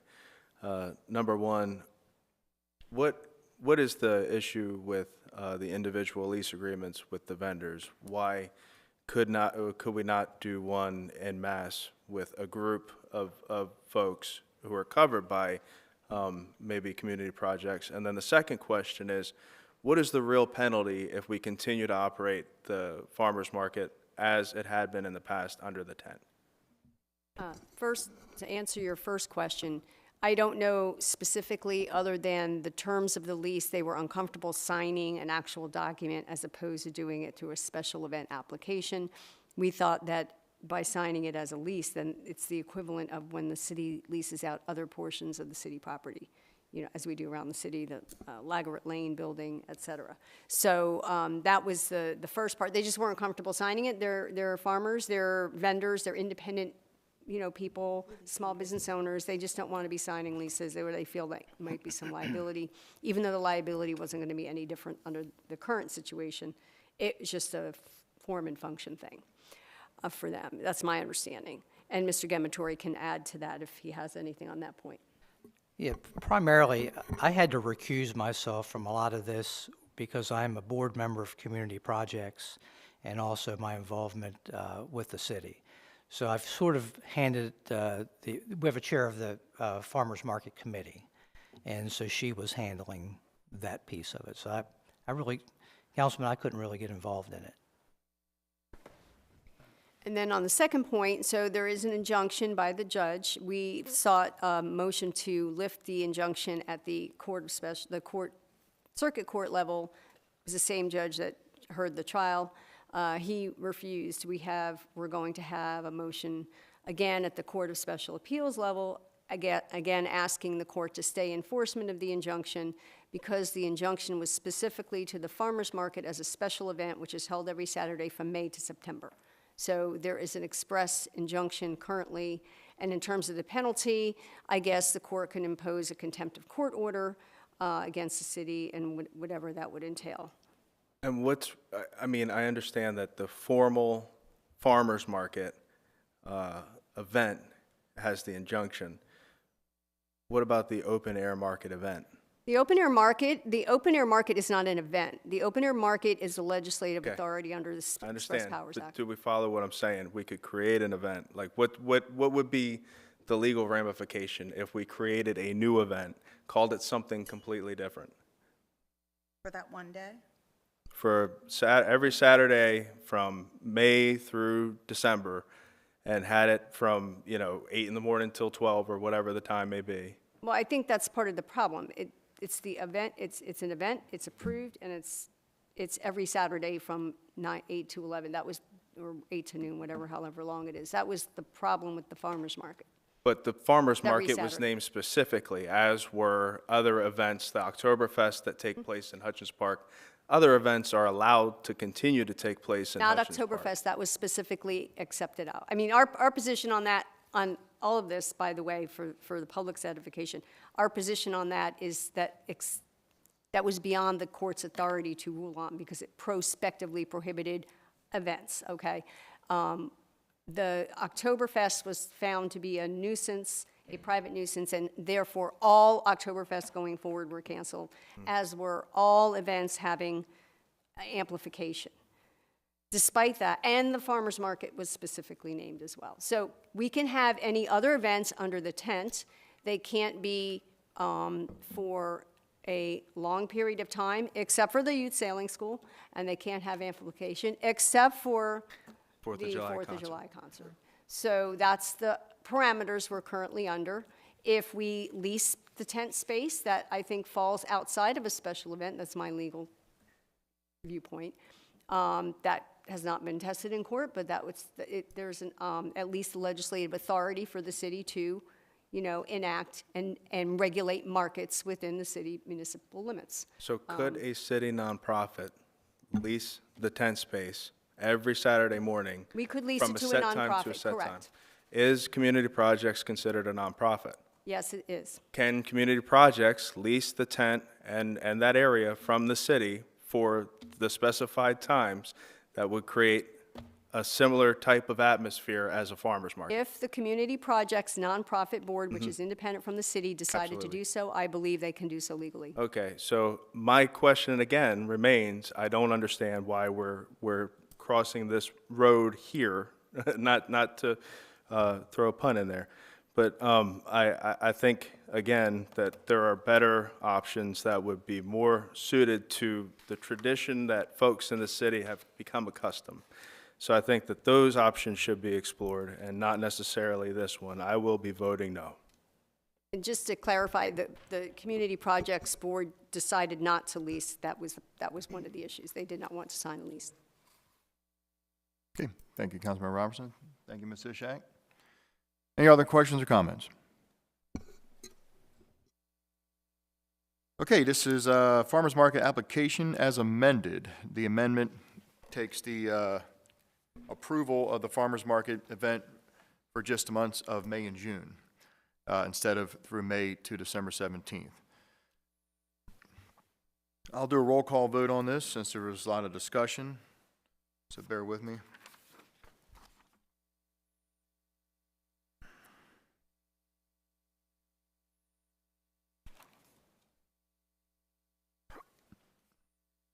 Councilmember Robertson? No. Councilmember Zinner? Yes. Councilmember Martin? Yes. Councilmember Ringsager? Yes. Councilmember Boyer? Yes. By roll call vote of 4-1 in the affirmative, Farmers Market 2022 is approved for months of May and June. Thank you very much, Council. And that takes us to Director's Reports. And we're going to start with Director of Administration. Good evening. Thank you, Mr. Mayor. A few things this evening. First, I would like to thank Mr. Wills and the Employee Benefits and Compensation Commission as well. Mr. Ritchie from the administration, I know, worked hand in hand with Councilman Ringsacker and Mr. Wills and others on the commission. Not so much me specifically, but they did some wonderful work, and I know Mr. Wills' diligence as to coming up with different scenarios and matrices to help the city get through to the police department increase that was very well received within the city. And likewise, I believe with we'll move forward with on the civilian side. So, Mr. Wills and your team, thank you very much for that. Also, I see Mr. Green has left. I did contact Mr. Conaway and asked him to get right on that light at the House 2 tomorrow for the flag. So he'll check that out. I'm not sure what the problem is down there. In general terms, we have a city election coming up in May, the first Tuesday in May. Absentee ballots, you can still be received, but they have to be received no later than April 26th, and that's at the Board of Elections. You can request an application two ways. You can go online at harfordvotes.gov, or you can come to City Hall and get the application. You cannot get a ballot at City Hall. City Hall will not have ballots at any time prior to the election. If you do get a ballot online from the election board, you can fill the ballot out, follow the process, and turn it in at City Hall. We can receive them, but we don't have any blank ballots here. That's typically not the case. It may be a little confusing. A few years ago when we had I think it was a referendum vote we did independently. We actually did the balloting handouts here and received early people with early opportunity to vote. So that's different in a regular election. That doesn't occur. If you're going to get your ballot early, just make sure that if you're going to mail it back, it has to be mailed back by the 26th of April. That gives, you're putting a lot of emphasis on the Postal Service. Last election, we did have some issues with absentee ballots not making it back in time because of the Postal Service. My recommendation is if you get one, to drop it off at City Hall is the guarantee that it'll be here on time, if you're able to do that. The last thing I would just like to speak to briefly for the citizens is the citywide yard sale that's going to occur on the 23rd. That's Saturday from 8 till 4. There's a rain date of Sunday the 24th. One thing the city is going to be involved in this year as part of the process is we have a number of surplus items that'll be on sale at the date of the yard sale over at the former gymnasium and auditorium, and these are a number of items that have been surplused, and we're in the final stage of surplusing, which offers them to the general public. So if you're a yard sailor, please stop by the gym and auditorium. I think you might find a couple good deals for a pretty reasonable price.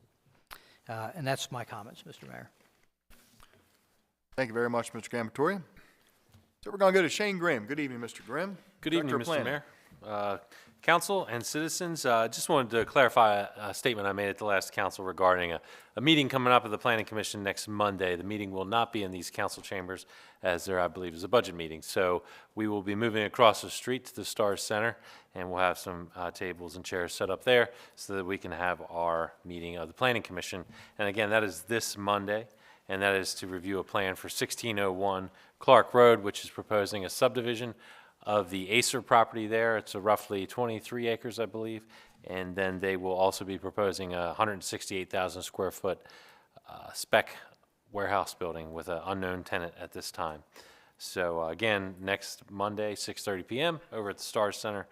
And then the following that Thursday also, we will have a meeting of the Board of Appeals that will be in these council chambers at 6:30 p.m. To hear a variance to subdivide a property in Bully Rock. And that's all I have this evening. Thank you, sir. Thank you very much, Mr. Grimm. We appreciate it. Good evening, Mrs. Johnson, Director of Economic Development and Tourism. Good evening, Mayor, Council, and citizens at home. A couple of updates.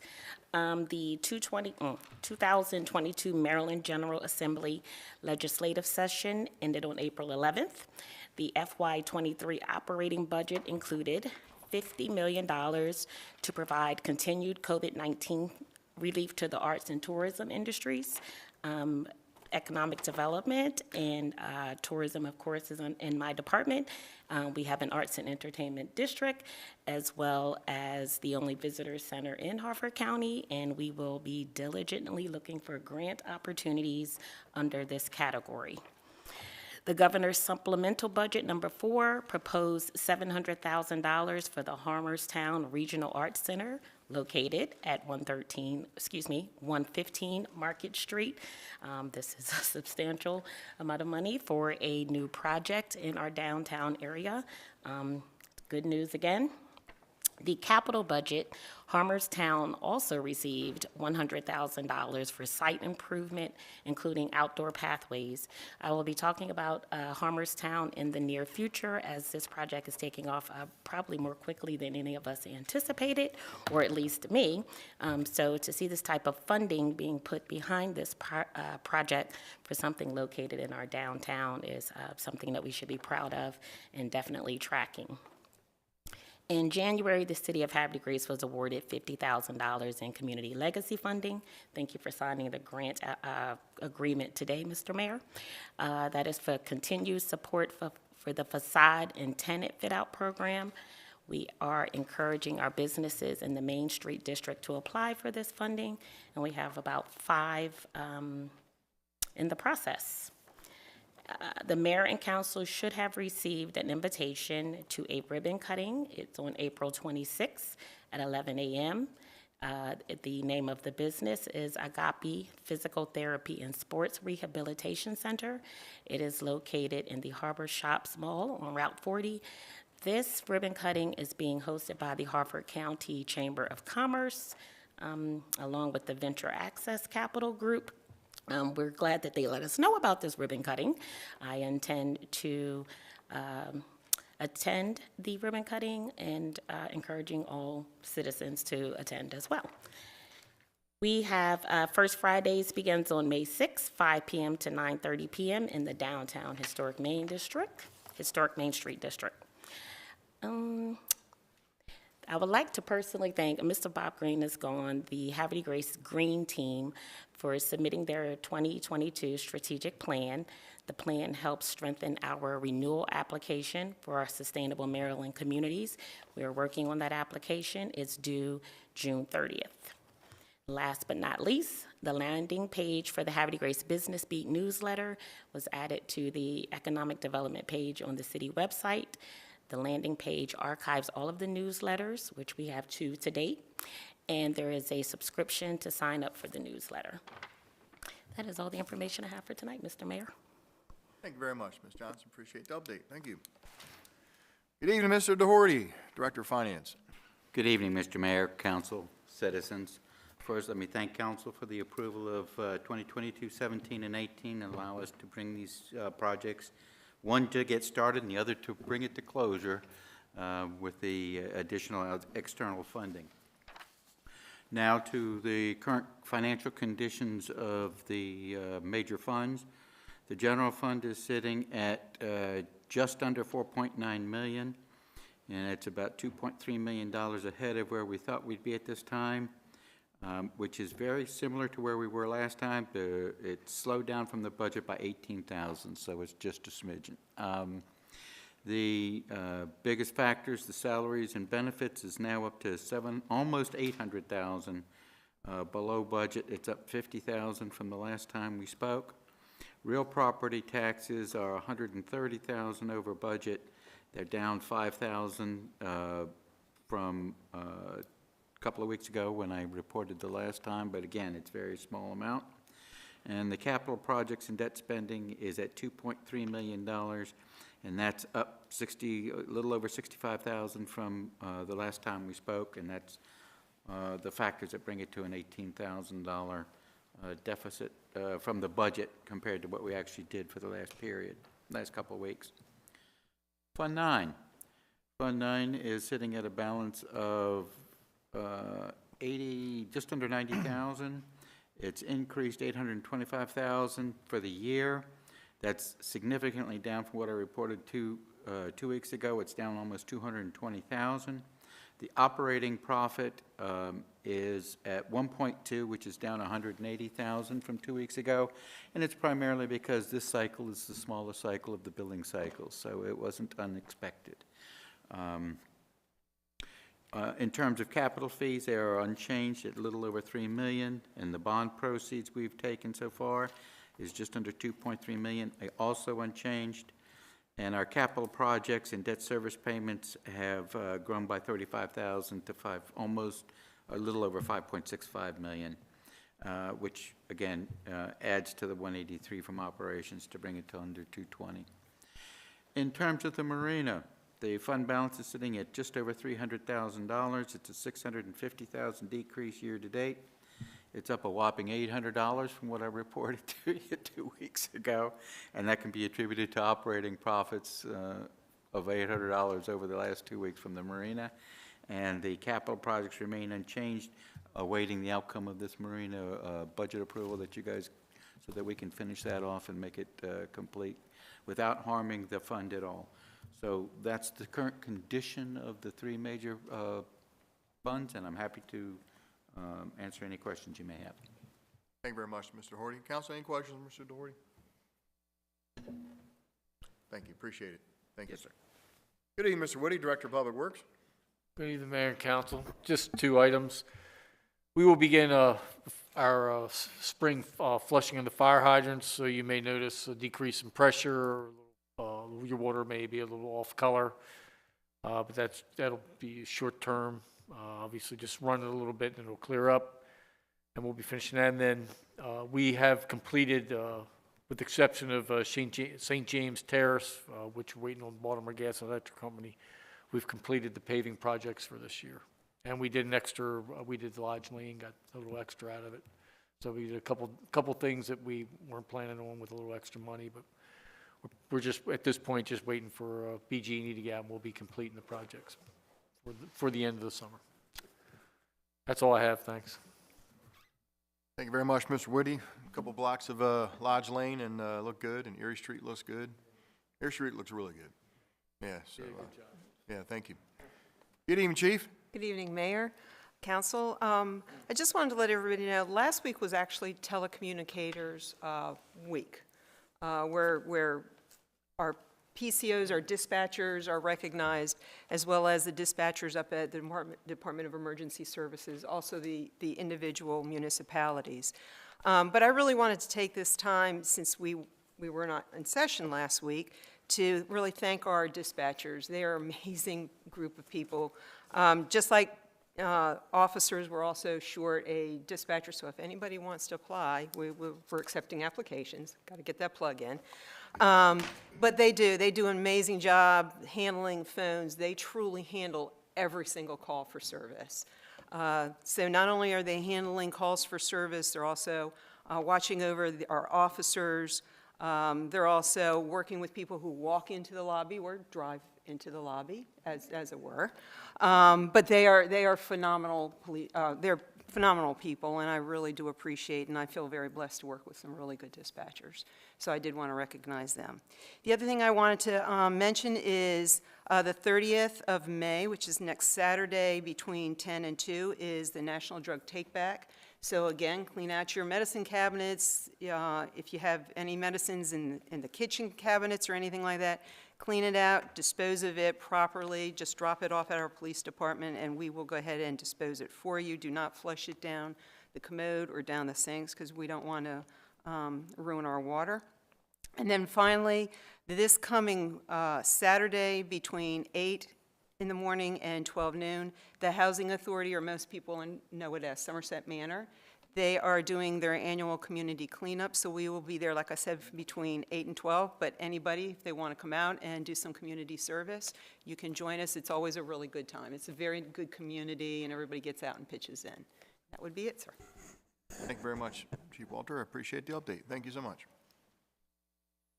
I'm going to go to item 16, which is business from the mayor's office. A couple events real quick, and shortly I'll be handing the budget out for 2023 to the council. Just want to remind everybody, if you're not doing anything this Friday at 10 o'clock, swing on by to David Craig Park. We're going to be doing Earth Day celebration, ribbon cutting for the Living Shoreline project that many people have seen as you drove by on Water Street there. We're going to do a little dedication, followed by some shoreline plantings at both David Craig Park and Gene Roberts Park. Also on Saturday, River Sweep 2022, 8:30 to 12 o'clock. If you're interested in River Sweep, please meet at the Tidings Memorial Park gazebo. Update on the Star Center. Something I forgot to mention at the last council meeting, but this is a big deal. So as many people know, the city's now in possession of the old high school auditorium and gymnasium, and we've been doing a lot of renovations over there to make it usable for any kind of parks and recreation that wants to use the gym. As far as the auditorium goes, that needed some cleaning up and a little TLC to get things up and running, but we are going to be having our first major concert Saturday, May 14th. And I want to tell you that we're going to bring in a group that I've been wanting to bring in for many, many years. I don't know about you guys. I happen to be a huge fan of the rock group Queen. I ever have since I was a little kid. I think they're an amazing group, and obviously they're not the same group they used to be. They're missing their lead singer. But there's some really good cover bands in this country. And the best one is out of northern New Jersey, and it's called Almost Queen. They are all over YouTube. They've been on the Today Show. They're pretty popular. When the movie Bohemian Rhapsody came out a few years ago, the group Almost Queen was interviewed a lot. They look just like the group. The lead singer sounds and looks like Freddie Mercury. So it's been an honor to invite them here to Havre de Grace. Now, normally a group this big commands a price that you probably couldn't recover from at a place like the Opera House or the State Theater with 200 and some seats. But when you have over 800 seats at the high school auditorium, you can charge a fair price and you can bring in a very big act, which is one of our plans this year, is to bring in some really big national acts, whether it be concerts, any other kind of performances and plays that normally wouldn't be able to be seen at a smaller seat venue. So again, I mean, the Opera House has a niche for its thing. The State Theater, we're happy that during Havre de Grace they have a niche for what they do.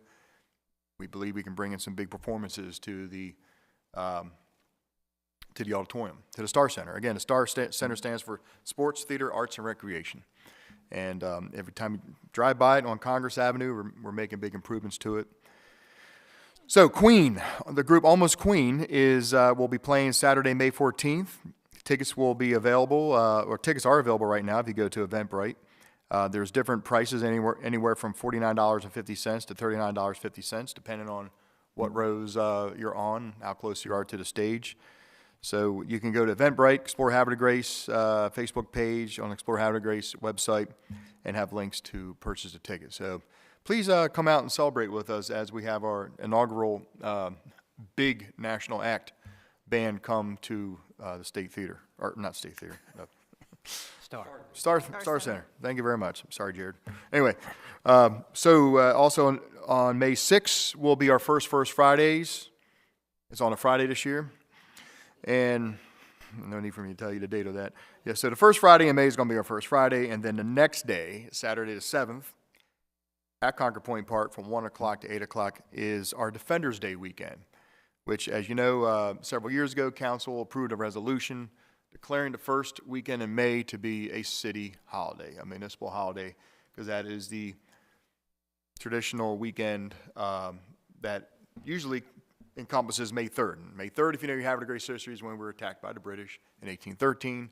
A lot of things going on that day. Usually things were going on at the Lock House, and you had the Decoy Festival, and it's kind of like the kickoff of our season here in Havre Grace for events and tourism. So this, we started several years ago, something called Defenders Day. It's a big event down at the park. There'll be vendors, there'll be food trucks, there'll be live concerts, there'll be beer gardens available. Come bring a chair, lay on a blanket, and at 8 o'clock that evening, there'll be a live fireworks show shot off from the barge right there at Concord Point. So that's the city of Havre Grace celebrating its weekend, it's holiday weekend. So Defenders Day is Saturday, May 7th. Before I hand out my budget, something I want to clarify to folks sitting at home about something that was discussed here a second ago, excuse me. Moments ago, there was a discussion about farmers market and the placement of the farmers market and why the exact location is not under the tent like it used to be, and a lot of questions come up.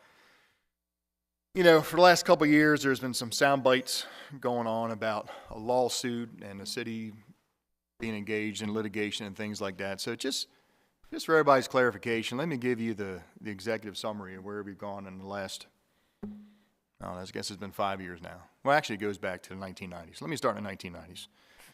So around 1996, 1997, the city council back then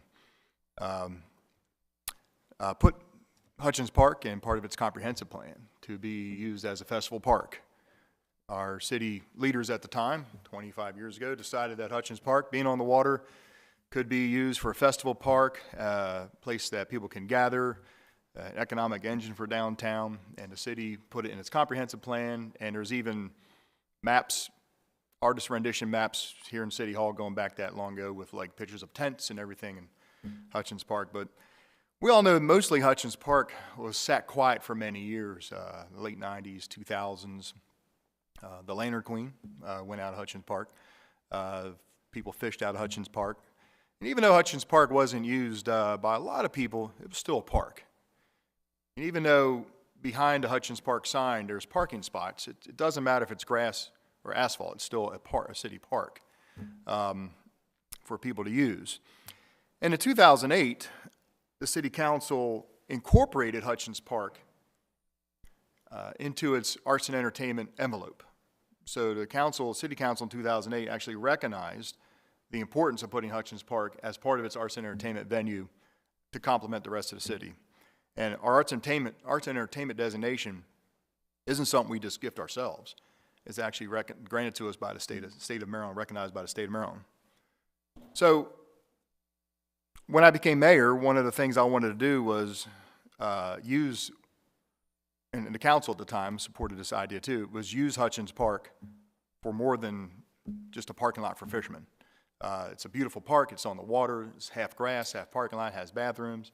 We believed, and since it's in the Arts and Entertainment District, we believed it could serve multiple functions, you know, for concerts and gatherings, and in the farmers market. You know, if anybody remembers the old farmers market at the intersection of Pennington and Washington, kind of went up from the intersection of Pennington and Washington halfway up the block up towards the visitor center, and the farmers would bring tents, and sometimes, if you know, be very hot or windy day, or if it was raining, all bets were off, and maybe the farmers never showed up. It was very inconsistent, but we believe the farmers market is very important, not only for supporting local farmers and produce and meat, cheeses and beer and wine, but we believe it was something good for our citizens to have access to fresh local goods.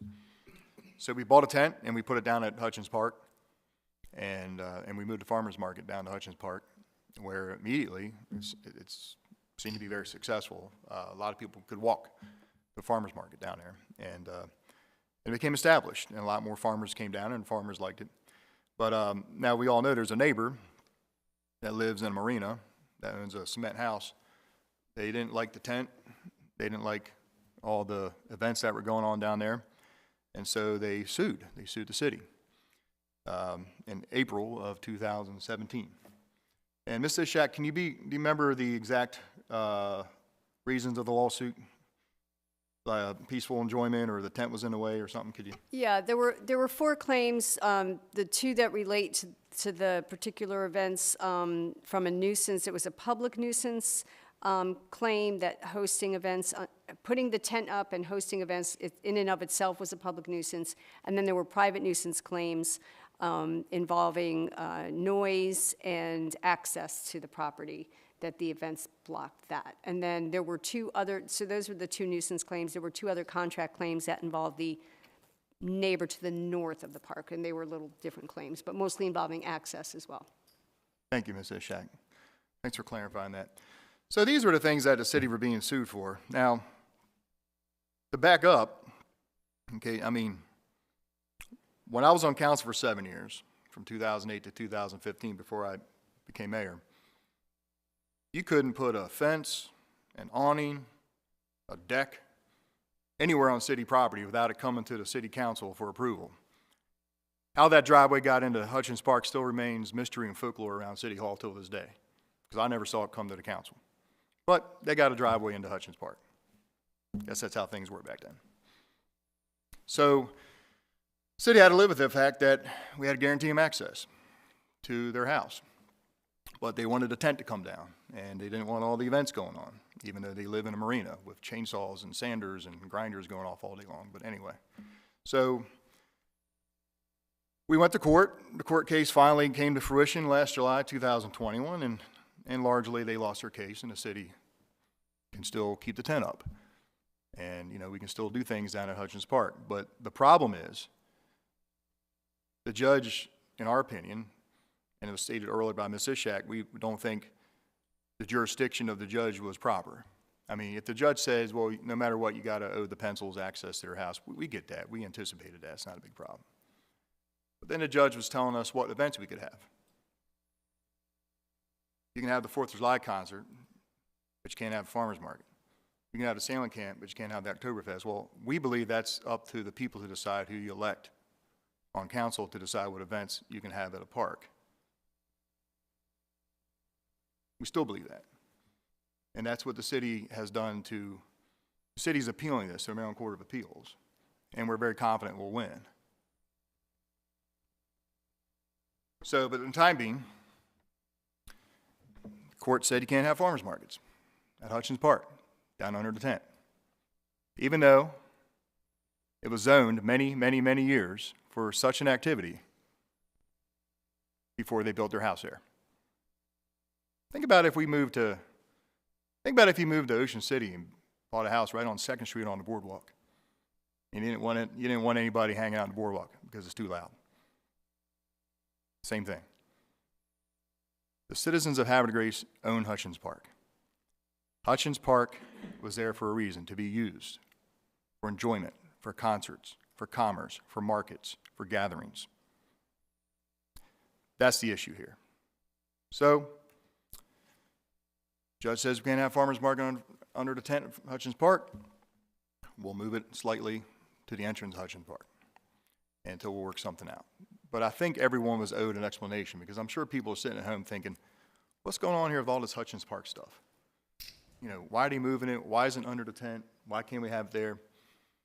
You know, so I was just being blunt what I just told everybody. I gave everybody the nickel tour of where we've been and how we got to this place. Often, I told Councilmember Ringsager when he first got on council, what's the most important thing you do as a city council member? Protect the assets of the city of Havre de Grace.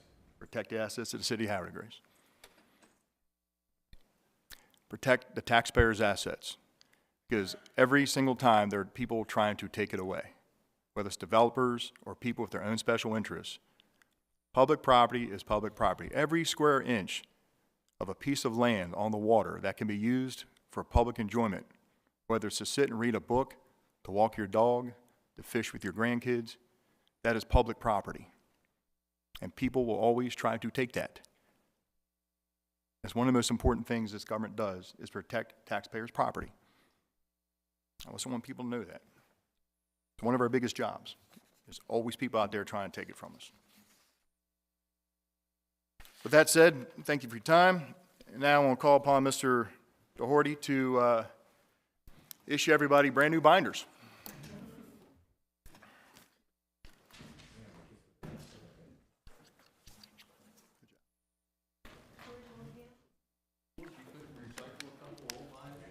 Oh yeah, that's right. Public assets.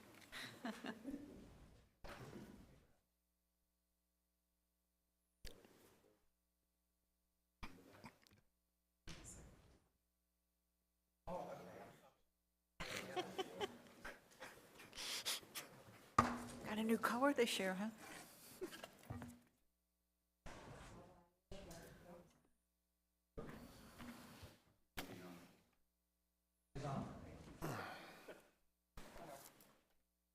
Notice a little lighter than usual.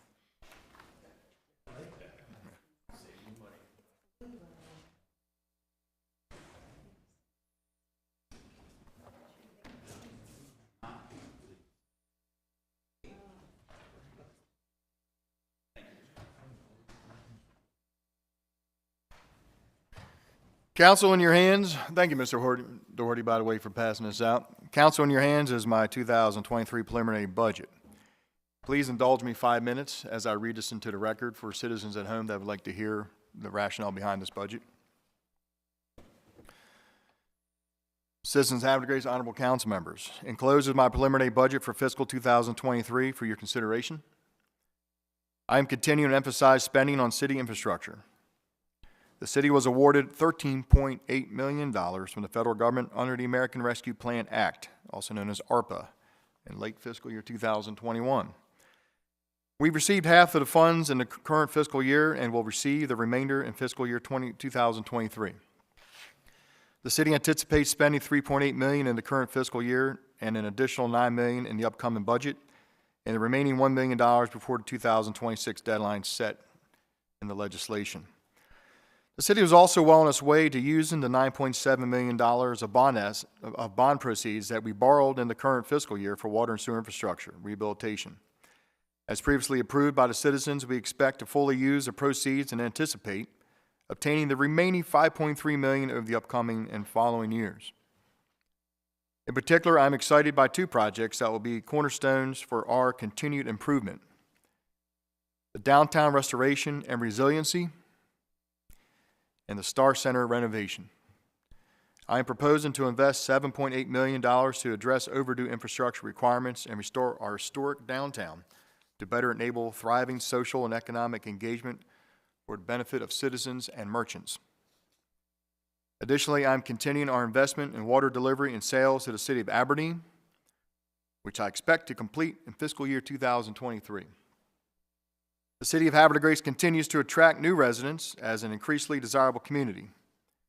To manage the impact of our success, I have also contracted a comprehensive water modeling effort in the current year to ensure we can supply safe and reliable drinking water and collect and treat wastewater as our city welcomes new homeowners.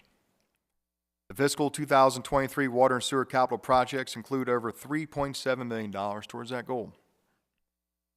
The 2023 budget is a fiscally responsible and sustainable budget, and with your approval, we will keep real property taxes, water sewer fees, and marina slip fees at the current 2022 levels.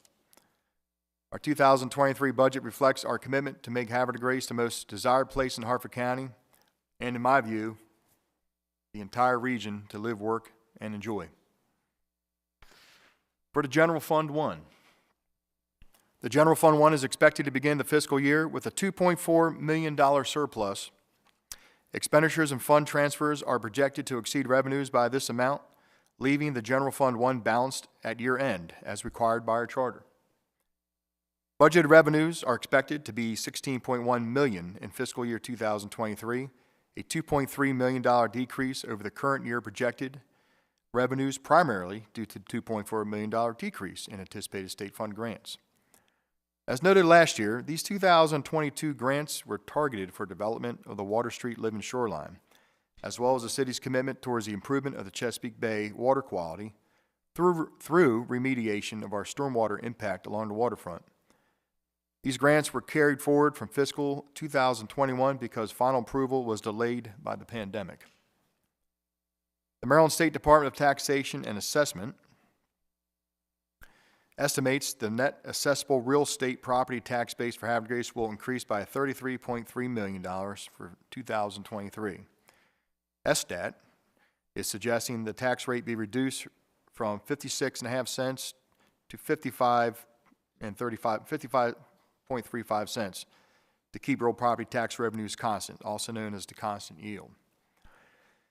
I am, however, proposing to maintain the real property tax rate at its current 56.5 cents per $100 of assessed value. This sizable growth in both population and residences places a greater demand on city infrastructure and services. The $188,300 estimated additional property tax revenue will only partially offset the increased operating costs created by this increased demand. Overall spending is budgeted to be almost $28.1 million, an increase of $5.5 million over projected spending for fiscal year 2022. The capital program is budgeted to be $12 million in fiscal year 2023, a $4 million increase over the current year.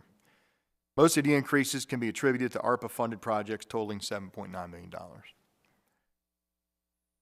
Budgeted personnel costs, including salaries, overtime, health care, pension, and other employee insurances, will decrease by $70,000 from the current personnel budget, which is a 0.6% decrease. As we all know, inflation rates over the past several months have reached levels not seen in decades. To combat current economic challenges and long-term sustainability, I intend to use outside professional services when appropriate instead of permanent staff increases. To the Water and Sewer Fund, also known as Fund 9. The Water and Sewer Fund 9 is expected to begin a year with a $600,000 fund surplus. This surplus is attributed to the city funding $9.7 million in infrastructure replacements and improvements with bond proceeds approved by the citizens in 2020, and an additional $2.2 million using ARPA funds. The city expects to use the anticipated fund surplus together with a $600,000 operating surplus, $2.3 million in bond proceeds, $1.9 million in new connection fees, and a $1 million in ARPA funds to fund $3.8 million in additional infrastructure improvements and a $2.7 million debt service. Anticipated residential development for fiscal 2023 is expected to continue at a slightly slower pace than we have experienced in 2022. New connections have been set at 100 units, approximately 75% of the levels reached this fiscal year. As I have committed to you, I'm not increasing any metered or base fees in fiscal year 2023. As a result, operating revenues are projected to be essentially at fiscal year 2022 levels. Operating costs are expected to increase $1.7 million due to mainly to reallocation of Department of Public Works personnel and new equipment purchases to better address the city's water and sewer infrastructure priorities. Debt service is expected to remain at $2.7 million for the year. Marine Facilities Fund 8. Excuse me. The Marine Facilities Fund 8 is budgeted to begin fiscal year 2023 with a surplus of $270,000. We anticipate resurfacing the parking lot at the facility in 2023, and as a result, the Marine Facilities Fund 8 is budgeted to end 2023 with a $230,000 surplus. I am therefore proposing to keep our slip fee rates at $65 per linear foot. Operating revenues are expected to exceed budgeted expenses by $40,000. The city increased slip fees significantly for the current year. The city still has $5.7 million in future capital costs, so I am searching for grant opportunities to reduce the frequency and magnitude of additional rate increases beyond 2023. I trust you will find this preliminary budget as a solid foundation for our joint efforts to improve Havre de Grace while managing smart growth and protecting our critical water resources. I thank you for your continued partnership and your stewardship. Council, members of the audience, thank you very much for allowing me to read my budget letter. And we will be posting on our city website council work sessions that will be coming up. I think we have one coming up on April 25th here at 6 o'clock, which is the first one announced. If we need any more, we will announce them from that meeting. But if you are interested in attending or listening in on any of the public council work sessions, they're in this room. Again, the first one is April 25th at 6 o'clock, and these will be posted on the city website as well if you wish to join in. So also, this will be posted on the city website by tomorrow, correct? So if you're at home watching this, the city budget will be posted on the city website by tomorrow, so you can take a look at it. And with that said, I appreciate everybody's time, and we will go to council comments.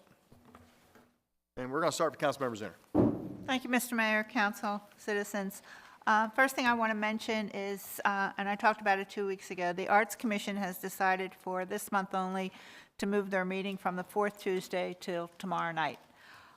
So they will be meeting in the conference room at 6:30.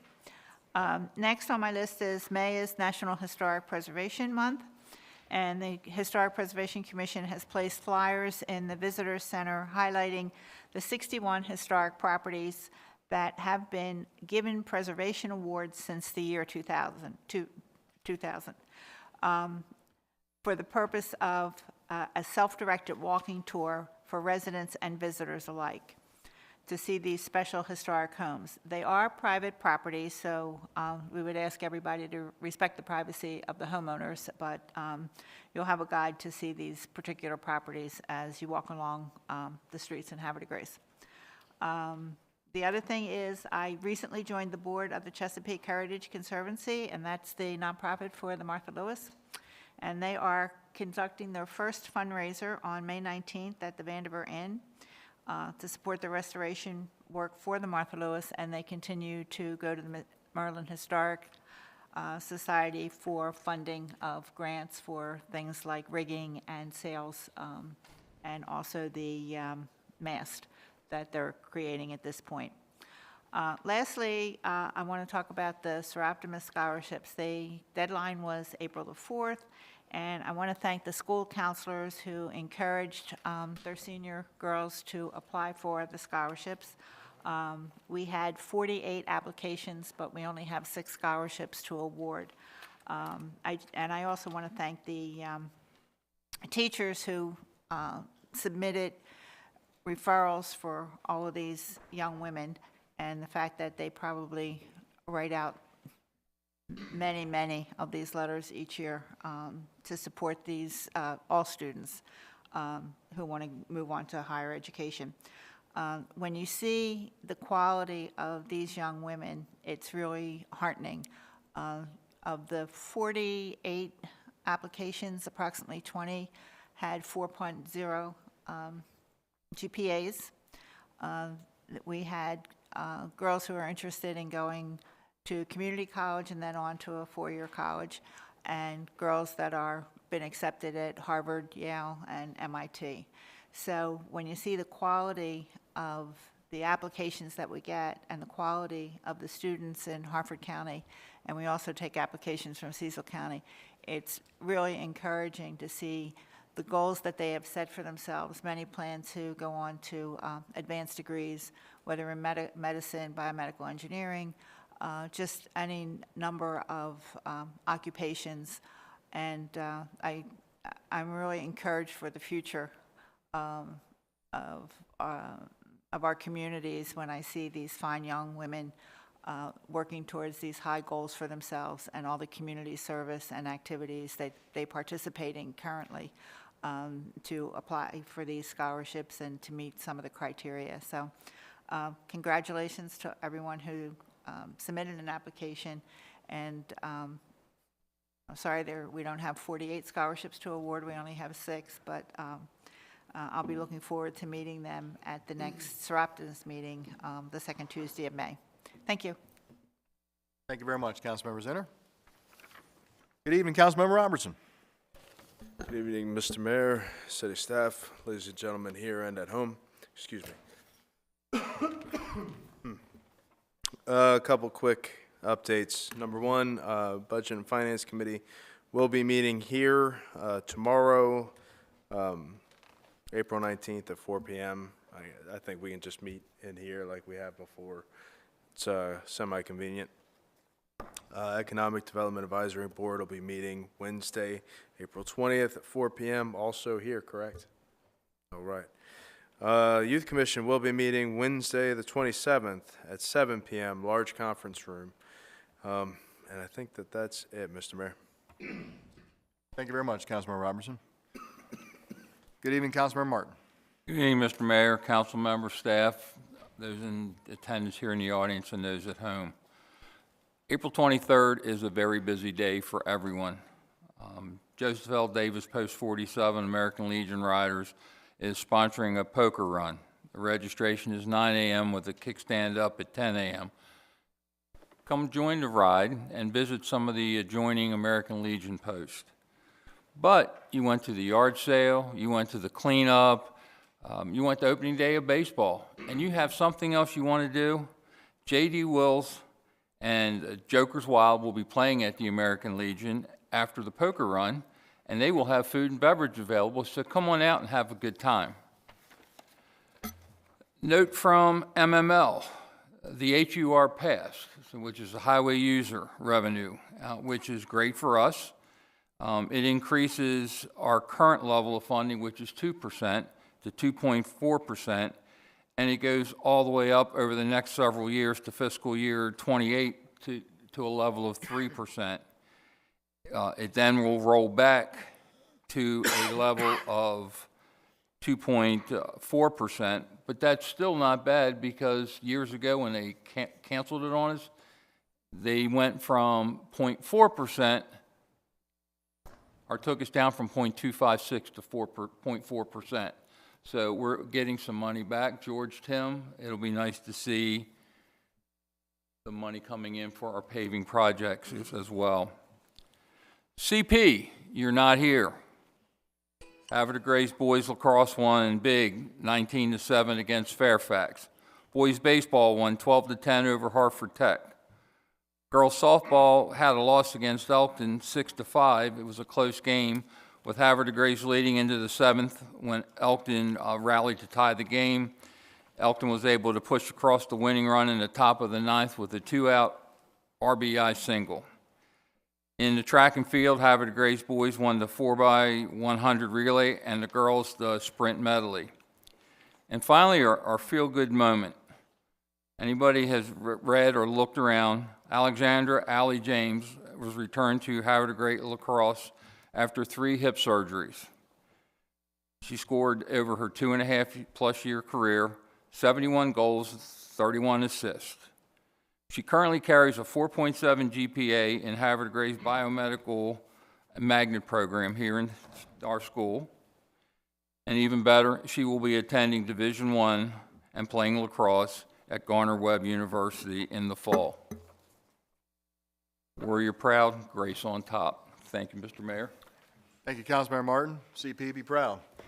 Appreciate it. Grace on top. Grace on top. Councilmember Ring-Soccer. Mr. Mayor, Council, citizens, I'm sure you've heard enough of me talking today, but I got a little bit more. Councilman Martin, I cannot make it to any of the events this weekend coming up, unfortunately, because I'm going to be with the Boy Scouts in Antietam. I'm looking forward to that, but you know, as we have the citywide yard sale, if anybody has any Coleman lanterns, set those aside for the next yard sale, and I'll buy them then. Chief, I too was a police dispatcher, as you know, when I was in college, and I love police dispatchers. People don't think that their job is that difficult, but I got to tell you, the stuff they got to learn, what they've got to do, I don't envy them, and you know, thank you for the job you're doing. Shane, I won't be at the Planning Commission because I'll be here apparently for the budget meeting. I want to say thanks to the members of the Wage and Benefits Commission once again. I want to thank my fellow council members for passing on the first reading of the burn ordinance on April 27th, Dr. Jaffe and his wife Brenda will be hosting OPAC, which is Ontario, Ohio Political Action Committee, their forum for the 3 candidates who are running for 3 spots. So it'll be on Zoom, and he shortened it to an hour. So that's on April 27th. April 29th, the Friends of the Library will be having a book move or something, I don't know. We'll be participating in that. They're asking for volunteers to come out. That'll be at 4:30, I believe we start, until all the books are moved for the volunteers of the library. And on April 30th, St. Baldrick's, which is a children's cancer charity, will be having their all-day event at Le Banc. And Andrew Phillips has actually raised over $6,000 already just for his portion of the charity. And they have a big competition to see who can raise the most. They grow their hair out, shave it for kids' charity. So if you can come out for that, please do, on April 30th at the bank. It says TBD, so just show up in the morning. Mr. Mayor, thank you.